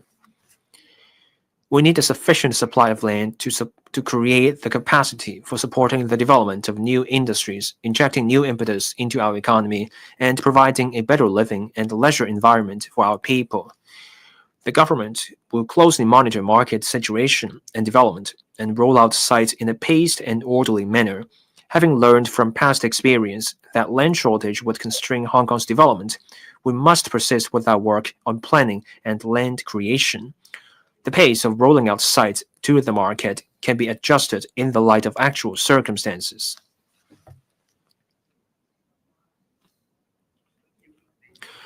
The commercial property market has been facing considerable challenges in the past few years, in view of the high vacancy rate of offices in recent years and the relatively ample supply. In the next few years, the government will not roll out any commercial site for sale. In the coming year, to allow the market to absorb the existing supply, we will also consider rezoning some of the commercial sites into residential use and allowing greater flexibility of land use. To tie in with the relevant work, we will also extend the deadline for completing in situ land exchange for commercial sites in the town center of Hongshuqiu Hajun NDA. The land sale list of the coming year comprises 8 residential sites. There will also be railway property development projects undertaken by the Urban Renewal Authority, as well as private development and redevelopment projects. Taken together, the potential land supply for the whole year is expected to have a capacity for providing about 13,700 units, similar to the projected annual demand for private housing as announced in the long-term housing strategy. The sale arrangements will be announced on a quarterly basis, having regard to market situation and relevant circumstances. We will prepare land for the production of about 80,000 private housing units in the coming 5 years. About 65% of the land comes from the NM and the Tongzhong New Town extension. The above projection has yet to take into account the supply from development projects undertaken by the URA and other private development projects. Housing supply. On public housing supply, the government has identified sufficient land for meeting the supply target of 308,000 public housing units over the next 10 years. Coupled with light public housing, the total public housing supply in the coming 5 years will reach 190,000 units, which is about 80% higher than that of the first 5-year period since the current term government took office. On private housing supply, it is estimated that the completion of private residential units will be, on average, over 17,000 units annually in the coming 5 years, representing a decrease of about 8% over the annual average of the past 5 years. The potential supply of first-hand private residential units for the next 3 to 4 years will be around 107,000 units. Infrastructure development, transport infrastructure. The government will strive to commence the detailed planning and design of the South Island Line West project this year. The construction works of the remaining sections of Route 6, namely the Central Kowloon Route and Trunk Road T2 and Cha Kuo Lang Tunnel, are entering the final stage. The Central Kowloon Route project is expected to be completed by the end of this year, while Route 6 will be fully commissioned next year. Professional development of construction industry. I have set aside $15 million for the work of the Center of Excellence for major project leaders over the next 2 years to enhance the professionalism, innovation capabilities, and cost-effectiveness management of the construction industry. The center will organize summits and various events to promote exchanges and cooperation transcending geographical and sectoral boundaries. To attract more young people to join the construction industry, we and the Construction Industry Council will jointly allocate funding totaling about $95 million to continue the provision of on-the-job training subsidies to trainees enrolling in part-time construction-related degree programs over the next 2 academic years. It is anticipated to benefit about 1,000 trainees. The CIC will allocate around $150 million to subsidize the construction industry to provide on-the-job training for about 2,500 graduates of degree programs in engineering, architecture, surveying, planning, and landscape architecture. This will assist more young people in obtaining professional qualifications. A caring and inclusive community, support for youth. The government has just raised the upper age limit for participants of the Youth Employment and Training Program to 29 and introduced workplace attachment opportunities in the GBA to help young people enhance their employability. The estimated expenditure for the program next year is about $100 million. In the coming year, we plan to offer around 4,000 short-term internship placements in bureaus and departments and public organizations for tertiary students. Students who aspire to pursue a career in public service may take the opportunity to broaden their horizons and better plan for their future career development. The Hong Kong Housing Authority has launched the Well-Being Startup Program on a pilot basis, offering rent-free shop premises in its shopping centers for young people to try out their business plans. The program has received ardent support from different sectors of the community. The authority will expand the program and appeal to private landlords for support. Caring for the elderly. The government will, in the next financial year, increase the number of vouchers under the Residential Care Service Voucher Scheme for the elderly by 1,000 to 6,000 in total, and increase the number of vouchers under the Community Care Service Voucher Scheme for the elderly by 1,000 to 12,000 in total, involving an annual expenditure of about $1,710 million and $900 million, respectively. The Working Group on Promoting Silver Economy will implement measures in 5 areas, namely, boosting silver consumption, developing silver industry, promoting quality assurance of silver products, enhancing silver financial and security arrangements, and unleashing silver productivity. Relevant policy bureaus are taking forward their work. The HKMA will collaborate with the Hong Kong Association of Banks to formulate industry guidelines this year with a view to encouraging banks to offer elderly-friendly electronic banking services. Support for working families. As at the end of last year, about 50,000 households were receiving allowance under the Working Family Allowance Scheme, involving around 170,000 persons, inclusive of some 70,000 children. In 2025 to 26, the estimated expenditure for the scheme is about $2.1 billion. The government has increased the rate of the household and child allowances under the scheme by 15% across the board with effect from April last year. Child protection. The mandatory reporting of child abuse ordinance will come into effect next January, creating a wider protection web for children. The government will provide an additional annual provision of $186 million to increase emergency places for residential childcare and strengthen professional support for child abuse victims and their families. Support for persons with disabilities. The government will set up 14 integrated community rehabilitation centers across the territory in phases to provide persons with disabilities who require medium to high-level care with flexible and integrated community support services through a case management approach. Besides, 1,280 additional day community rehabilitation and home care service places will be provided for persons with disabilities, involving about $160 million additional annual expenditure. Starting from the third quarter of this year, the government will regularize the pilot project on enhancing vocational rehabilitation services to provide training to persons with disabilities according to their personal interest and abilities to enhance their employment opportunities. The annual expenditure involved is about $100 million, and it is expected to benefit about 10,000 people. Women's development. The government is committed to women's development and launched the Women Empowerment Fund in June 2023 with an annual funding of $20 million. To date, the fund has provided funding support to women's groups and non-governmental organizations for launching over 240 projects, empowering women to excel. This year, a 2-year pilot mentorship program will be launched, pairing female university students with women leader mentors to promote women's workplace development. District services and community care teams. Last year, the chief executive announced that the government would regularize the establishment of district services and community care teams and increase their funding by 50% in the next term of service. Since the launch of the community care teams, they have paid visits to about 390,000 households and provided around 43,000 times of support services. The government will further enhance the provision of caring services, enhancement of public healthcare system. To develop public health primary healthcare, the government will upgrade the district health center expresses in Central and Western District, Eastern District, and Yaoqing District into district health centers this year, with a view to strengthening the community healthcare system. The government is progressively implementing and completing the 16 Works project, which entail a total of about $190 billion under the first hospital development plan. Taking into account the latest demographic structure, planning, and development situation in Hong Kong, we will review the distribution, scale, and priority of projects under the second hospital development plan and will make the announcement in due course.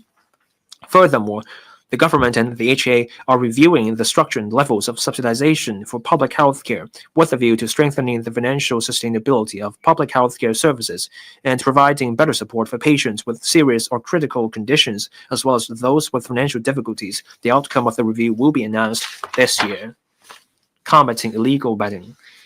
In recent years, quite some members of the public have expressed concerns about the problem of illegal basketball betting in Hong Kong. According to the latest assessment of the Hong Kong Jockey Club, the turnover of illegal basketball betting reached $70 billion to $90 billion last year. To combat illegal betting activities in an effective manner, the government will explore regulating basketball betting activities and invite HKJC to submit a proposal.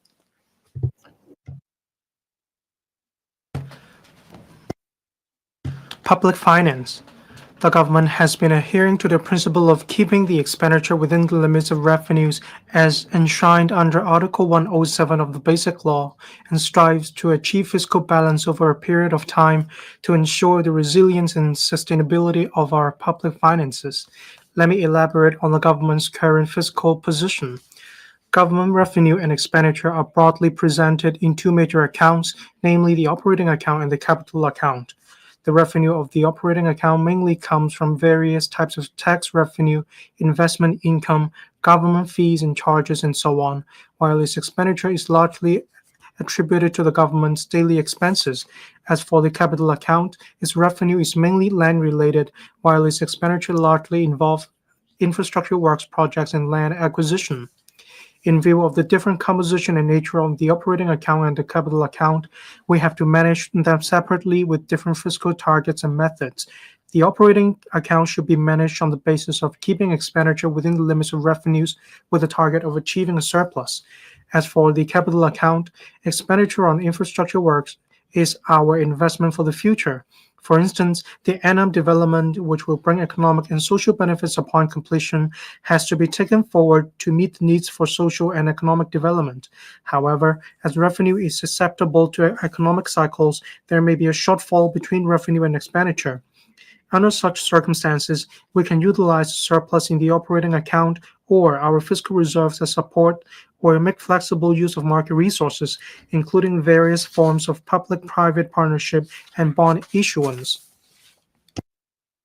We forecast that the operating account will largely achieve balance in 2025 to 26 and return to a surplus starting from 2026 to 27. The capital account is estimated to record a deficit in the medium-range forecast period, for short MRF, due to the accelerated development of the NM and other public works projects relating to the economy and people's livelihood. Nevertheless, the level of deficit will decline year on year from 2026 to 27 onwards.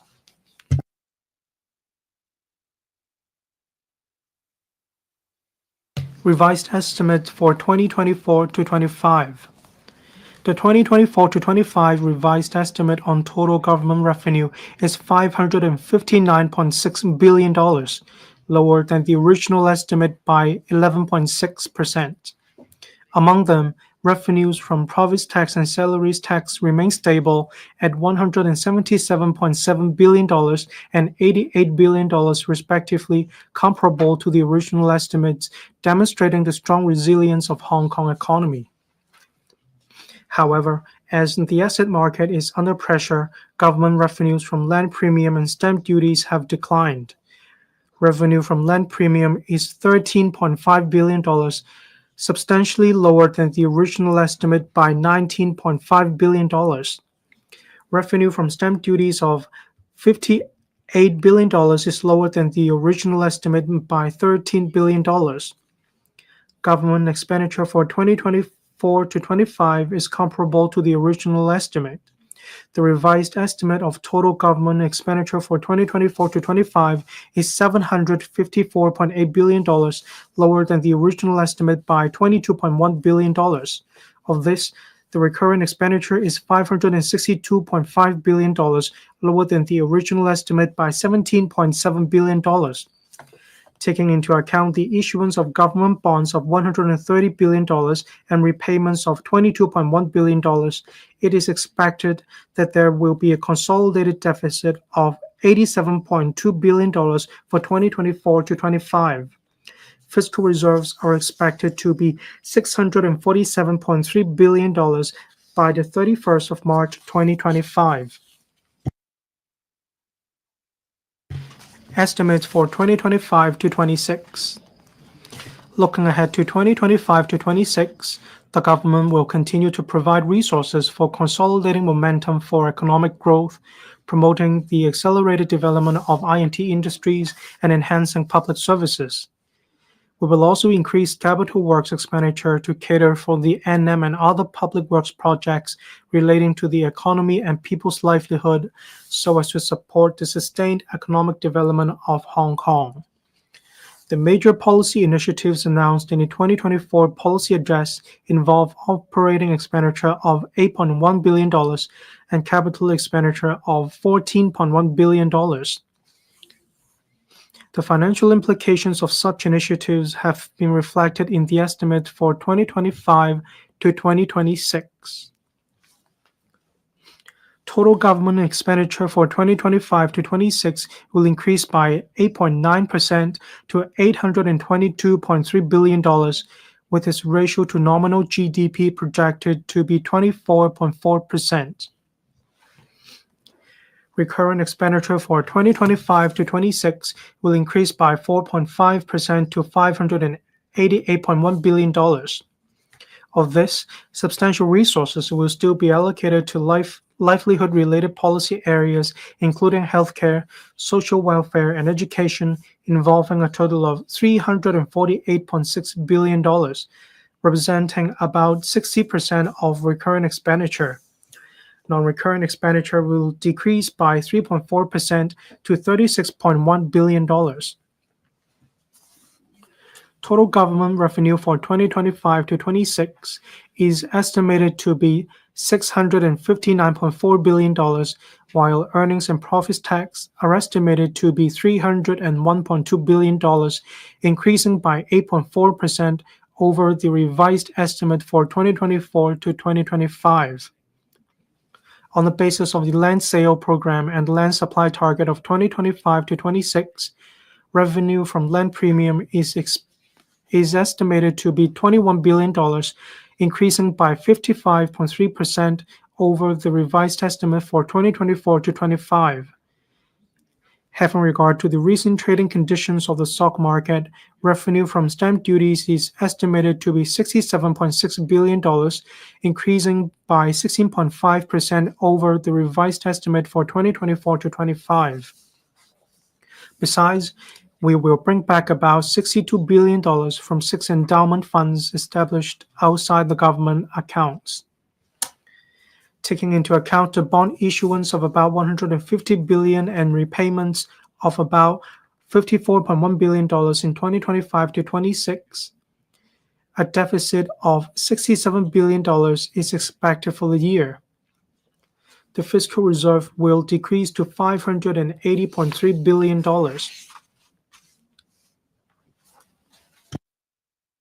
Support measures.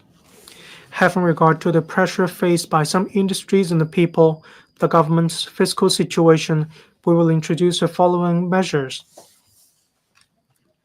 1. Provide rates concession for domestic properties for the first quarter of 2025-26, subject to a ceiling of $500 for each rateable property. This measure will involve 3.12 million domestic properties and reduce government revenue by $1.5 billion. 2. Provide rates concession for non-domestic properties for the first quarter of 2025-26, subject to a ceiling of $500 for each rateable property. This measure will involve 430,000 non-domestic properties and reduce government revenue by $200 million. 3.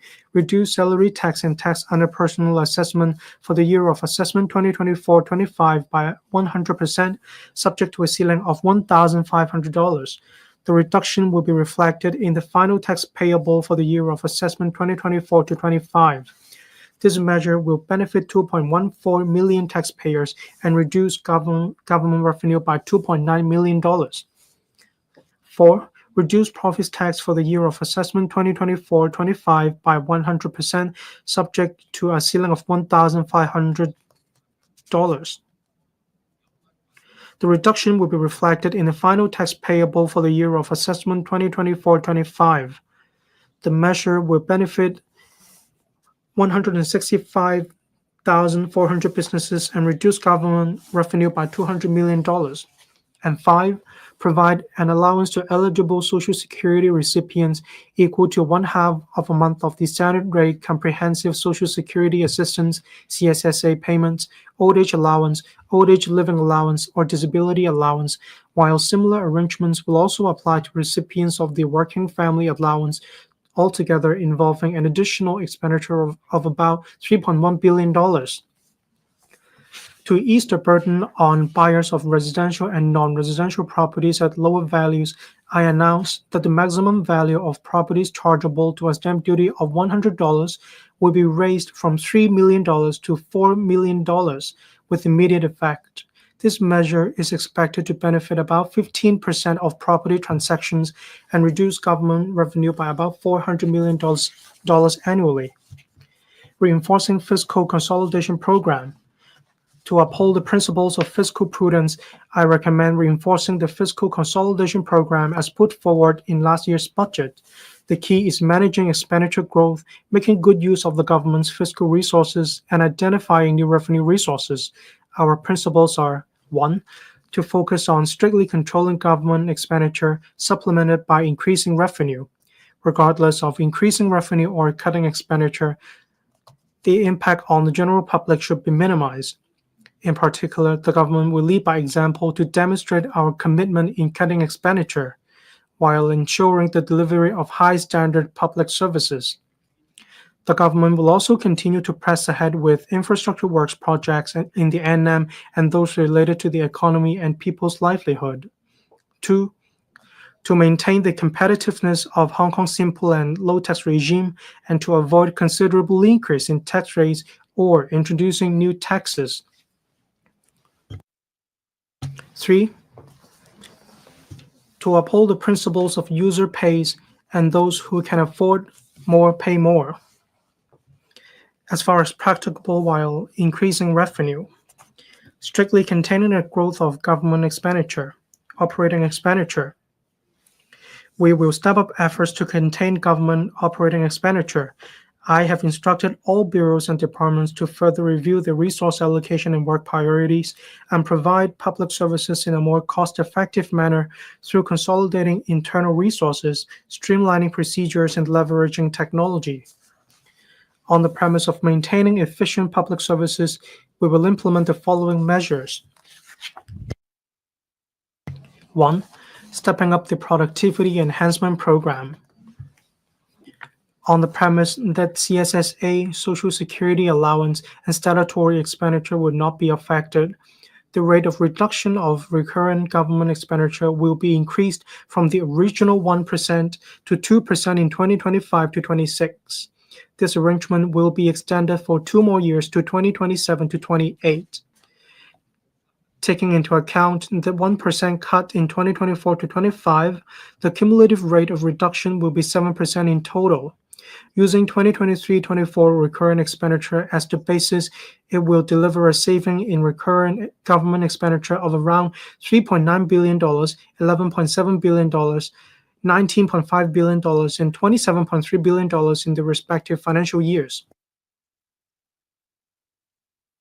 2. In view of the reduction in expenditure and enhancement in manpower utilization, the civil service establishment will be reduced by 2% each in 2026-27 and 2027-28. By the 1st of April 2027, about 10,000 posts are expected to be deleted within this term of government. And three, the government will provide funding of $68.1 billion to the University Grants Committee UGC-funded university in the coming 3 years. This funding has reflected a 2% reduction target each year, which is in line with the magnitude of government's recurrent expenditure cuts. I must stress that this funding level is still higher than the $63.2 billion in the last triennium. In last year's budget, I have requested that the relevant bureaus review the operation of two transport subsidy schemes that incur relatively high expenditure with a rapid growth rate, namely the government public transport fare concession scheme for the elderly and eligible persons with disabilities, or the $2 scheme for short, and the public transport fare subsidy scheme, or PTFSS for short. In order to enable the continued operation of the schemes in a financially sustainable manner, we propose the following adjustments after review. 1. The $2 scheme. On the basis that the targeted beneficiaries remain unchanged, the government will change the concessionary fare to $2 flat rate cum 80% discount. This means the beneficiaries will continue to pay $2 for trips with fares below or equal to $10. For trips with fares above $10, beneficiaries will have to pay the amount of full fares after 80% discount. Furthermore, the number of concessionary trips will also be limited to 240 per month. This fine-tuned proposal preserves our policy intent while striking a balance between enhancing the sustainability of the scheme and minimizing the impacts on the beneficiaries. And 2, on the PTFSS. From June 2025 onwards, the threshold of monthly public transport expenses incurred for receiving the subsidy under the scheme will be raised from $400 to $500. The government will continue to provide a subsidy amounting to 1/3 of the expenses in excess of $500, and the prevailing subsidy cap at $400 per month will remain unchanged. The relevant policy bureaus will announce the details later. Upon implementation of the refined arrangements, the government is expected to save $6.2 billion in the coming 5 years. To assist bureaus and departments in reducing expenditure and ensure the proper use of public money, I have requested 1. The Audit Commission to organize workshops for the senior management of government departments and public bodies. Through sharing experience and case studies on its value for money audit, the Commission seeks to foster the management's understanding and adoption of principles and best practices in fiscal prudence and optimal use of public money. 2. The Financial Services and the Treasury Bureau to review and enhance the government's procurement regime. We expect that the new arrangements will be introduced in mid-2025 so as to facilitate departments to procure quality goods and services at a reasonable price through an open and fair framework. And 3, the relevant bureaus to review the expenditures on social welfare, healthcare, and education. The recurrent expenditure on each of these 3 areas amounts to more than $100 billion in this financial year.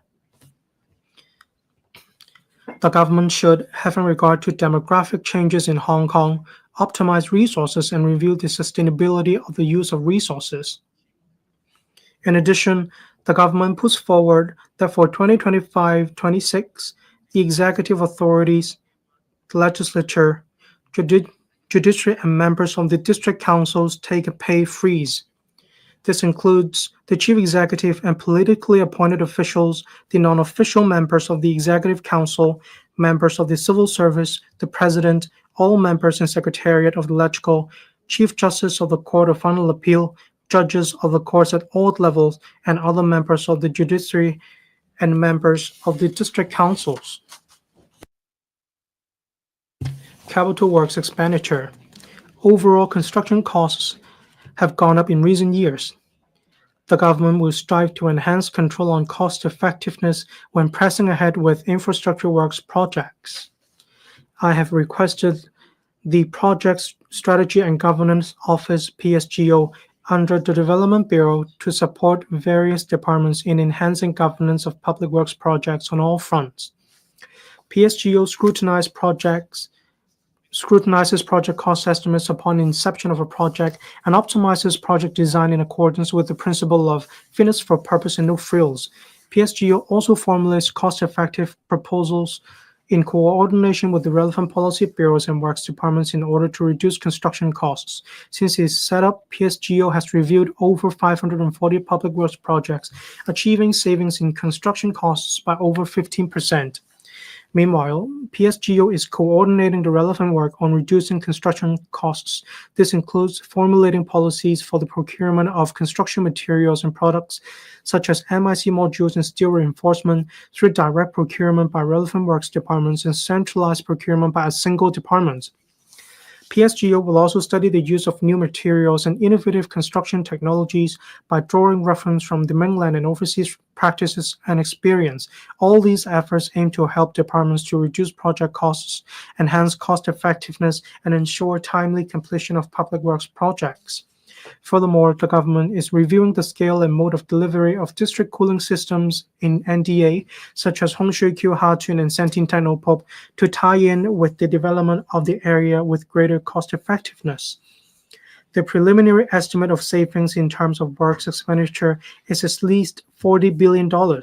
The Environment and Ecology Bureau will report the review results in the second quarter this year.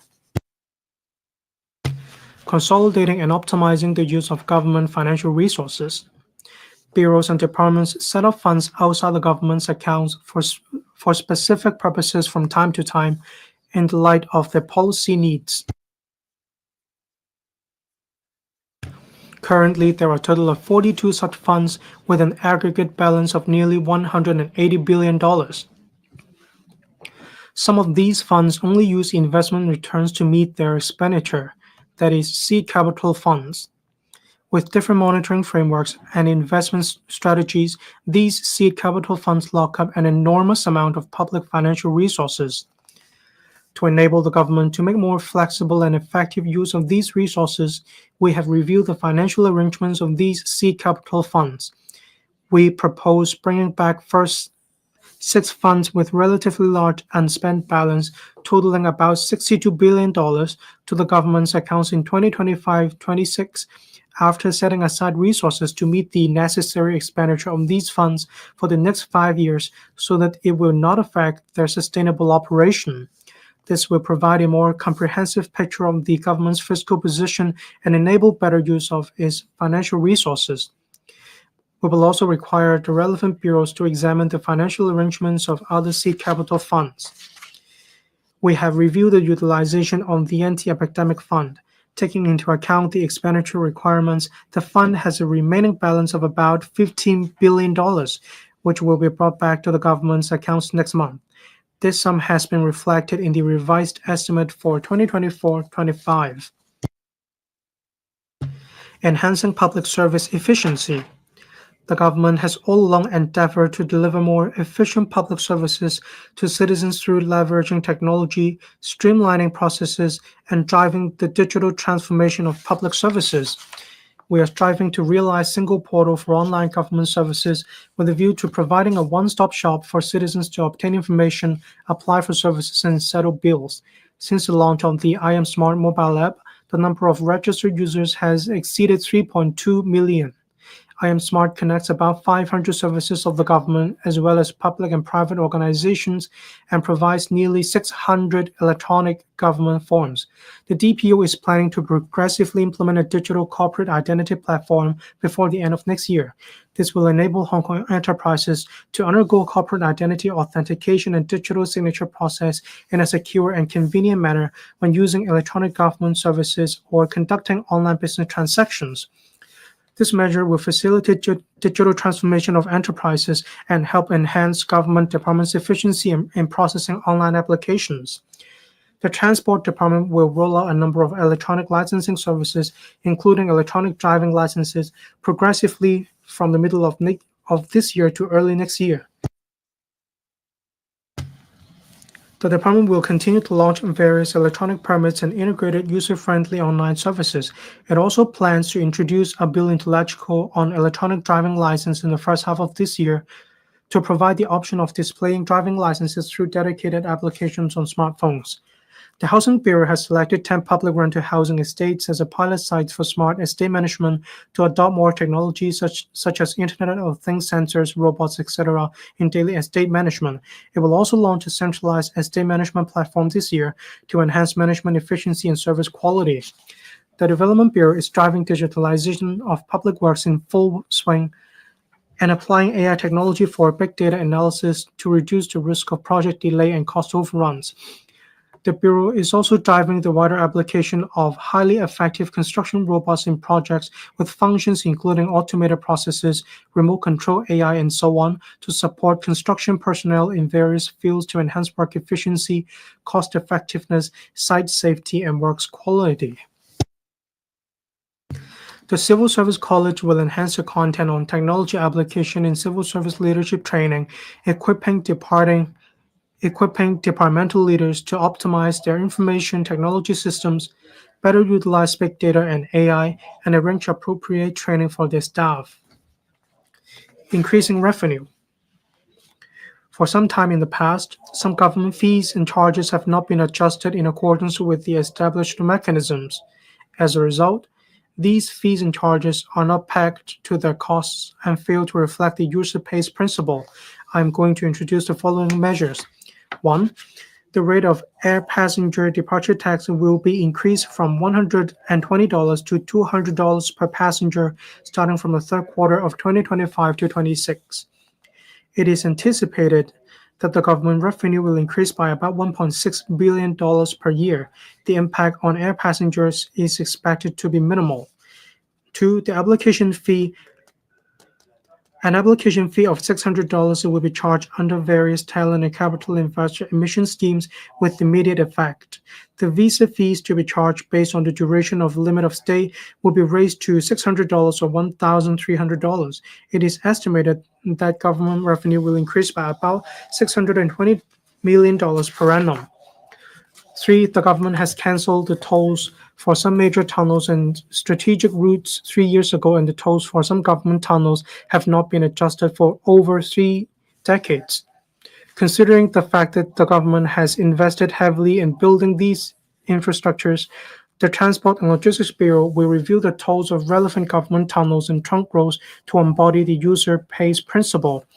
The government will also review the annual license fee for electric private cars, parking meter charges, as well as the fixed penalties for traffic offenses for better traffic management.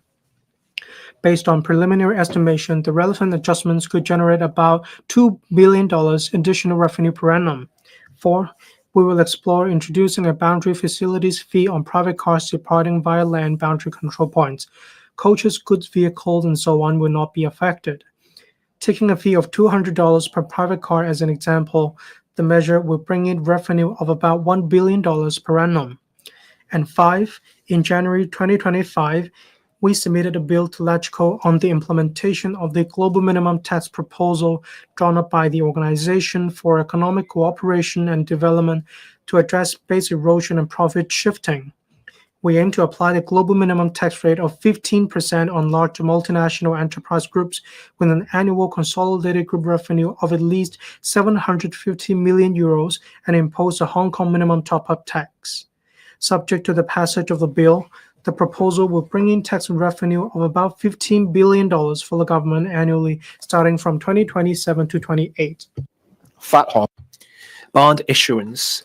In the coming years, projects related to the NM will be rolled out progressively, together with other important infrastructure works projects aimed at improving people's livelihood. The capital works expenditure of the government will start reaching its peak.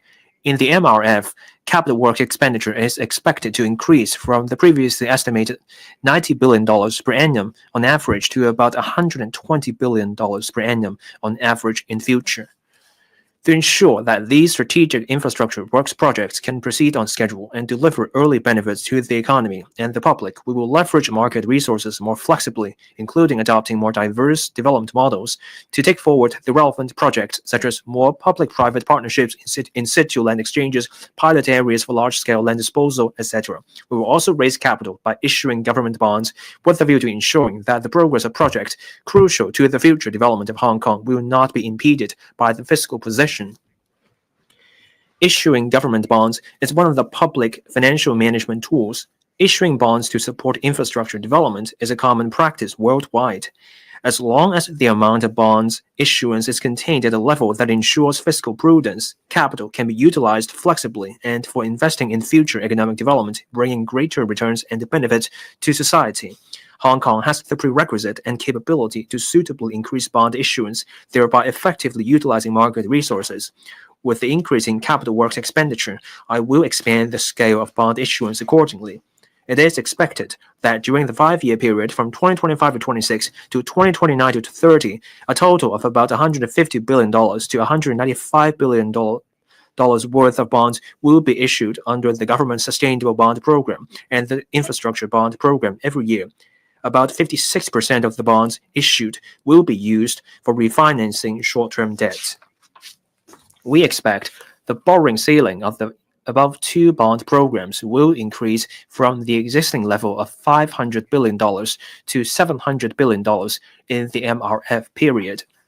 The ratio of government debt to GDP will stay at 12 to 16.5%, which is a prudent and manageable level, and is much lower than most of the advanced economies.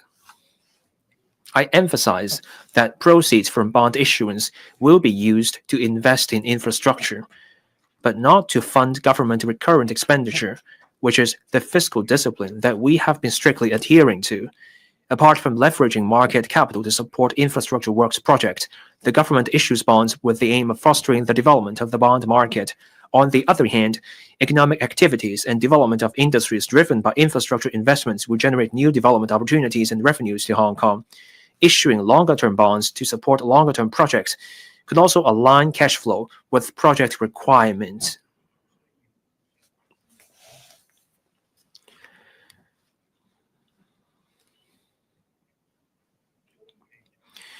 Medium-range forecast. The MRF project, mainly from a macro perspective, the revenue and expenditure as well as financial position of the government. It has fully reflected the impact of the measures under the reinforced fiscal consolidation program. For 2025 to 26, a real economic growth rate of 2 to 3% is adopted, and that for 2026 to 27 to 2029 to 30 is about 2.9% per annum. During the above period, the average annual capital works expenditure will be about $120 billion, while recurrent government expenditure will grow at a rate of 3.5% per annum. The ratio of total government expenditure to GDP will gradually fall from about 24.4% for 2025 to 26 to about 20.9% for 2029 to 30. Regarding revenue from land premium, the forecast is made at the conservative level. From 2026 to 27 and onwards, it is assumed to be progressively rising to 2% of GDP, which is lower than the 20-year average ratio of 3.3%. I also assume that the growth rate of revenue from profits tax and other taxes will correspond to the economic growth rate in the next few years. And for the land premium, the forecast is made at a conservative level. Overall, the ratio of government revenue to GDP will maintain at about 20% starting from 2025 to 26.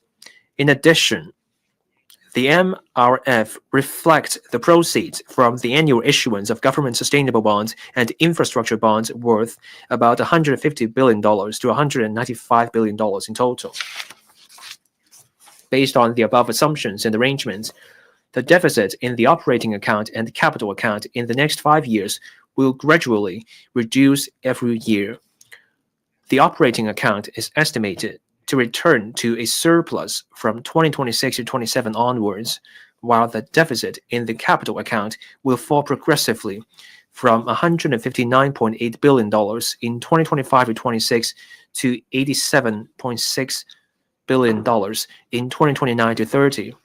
After taking account of net proceeds from the issuance of bonds, the consolidated account will return to a surplus starting from 2028 and 29. The above forecast has not taken into account any tax concessions or relief measures that the government may implement after 2025 to 26. Fiscal reserves are estimated at $579.1 billion by the end of March 2030, representing 13.9% of GDP, or equivalent to about 8 months of government expenditure. Mr. President, over the past year, the steady progress of our economy, along with the sustained growth momentum, has created favorable conditions for our future development. In the face of pressure on public finances, we have proactively taken a package of measures to strengthen fiscal management. We have every confidence and determination to overcome the challenges. Riding on the wave of technology transformation, we stay bold in taking forward reform and ready to embrace innovation. This will enable us to make the most of the breakthroughs brought about by technology innovation to accelerate the high-quality development of Hong Kong and contribute to our country. We have to start with the system, removing the constraints and bottlenecks in the course of our development, while overcoming the challenges arising from imbalanced development and uneven share of the fruit of advancement. This reinforces our belief that we must respond to challenges with transformation, drive development with innovation, and lead the future with technology. I have full confidence in and high expectation for the future of Hong Kong. I am confident because Hong Kong people are intelligent, creative, and tireless in contributing to our economic development. More importantly, it is due to the staunch and unwavering support we receive from our country. I also owe my confidence to Hong Kong people's profound insight into the major development trend of the future, as well as the city's enviable and advantageous position. The color of the cover of this year's budget is lake blue, which symbolizes a blue ocean of limitless potential for future development. It also represents the deep reserves of strength and promising prospects of high-quality economic development, which resemble the deep waters that contain enormous vitality and infinite possibilities. Together, we can shape our future with actions, break boundaries with innovation, and pitch in to create a more prosperous, caring, diverse, and international Hong Kong, unraveling a new chapter exclusively for this city and contributing to the building of China into a great country through Chinese modernization. Thank you, President, and I also thank honorable members. I now propose the question to you that the aforesaid bill be read the second time. In accordance with the rules of procedure, the debate on the second reading of the Appropriation Bill 2025 is now adjourned, and the estimates are referred to the Finance Committee for examination before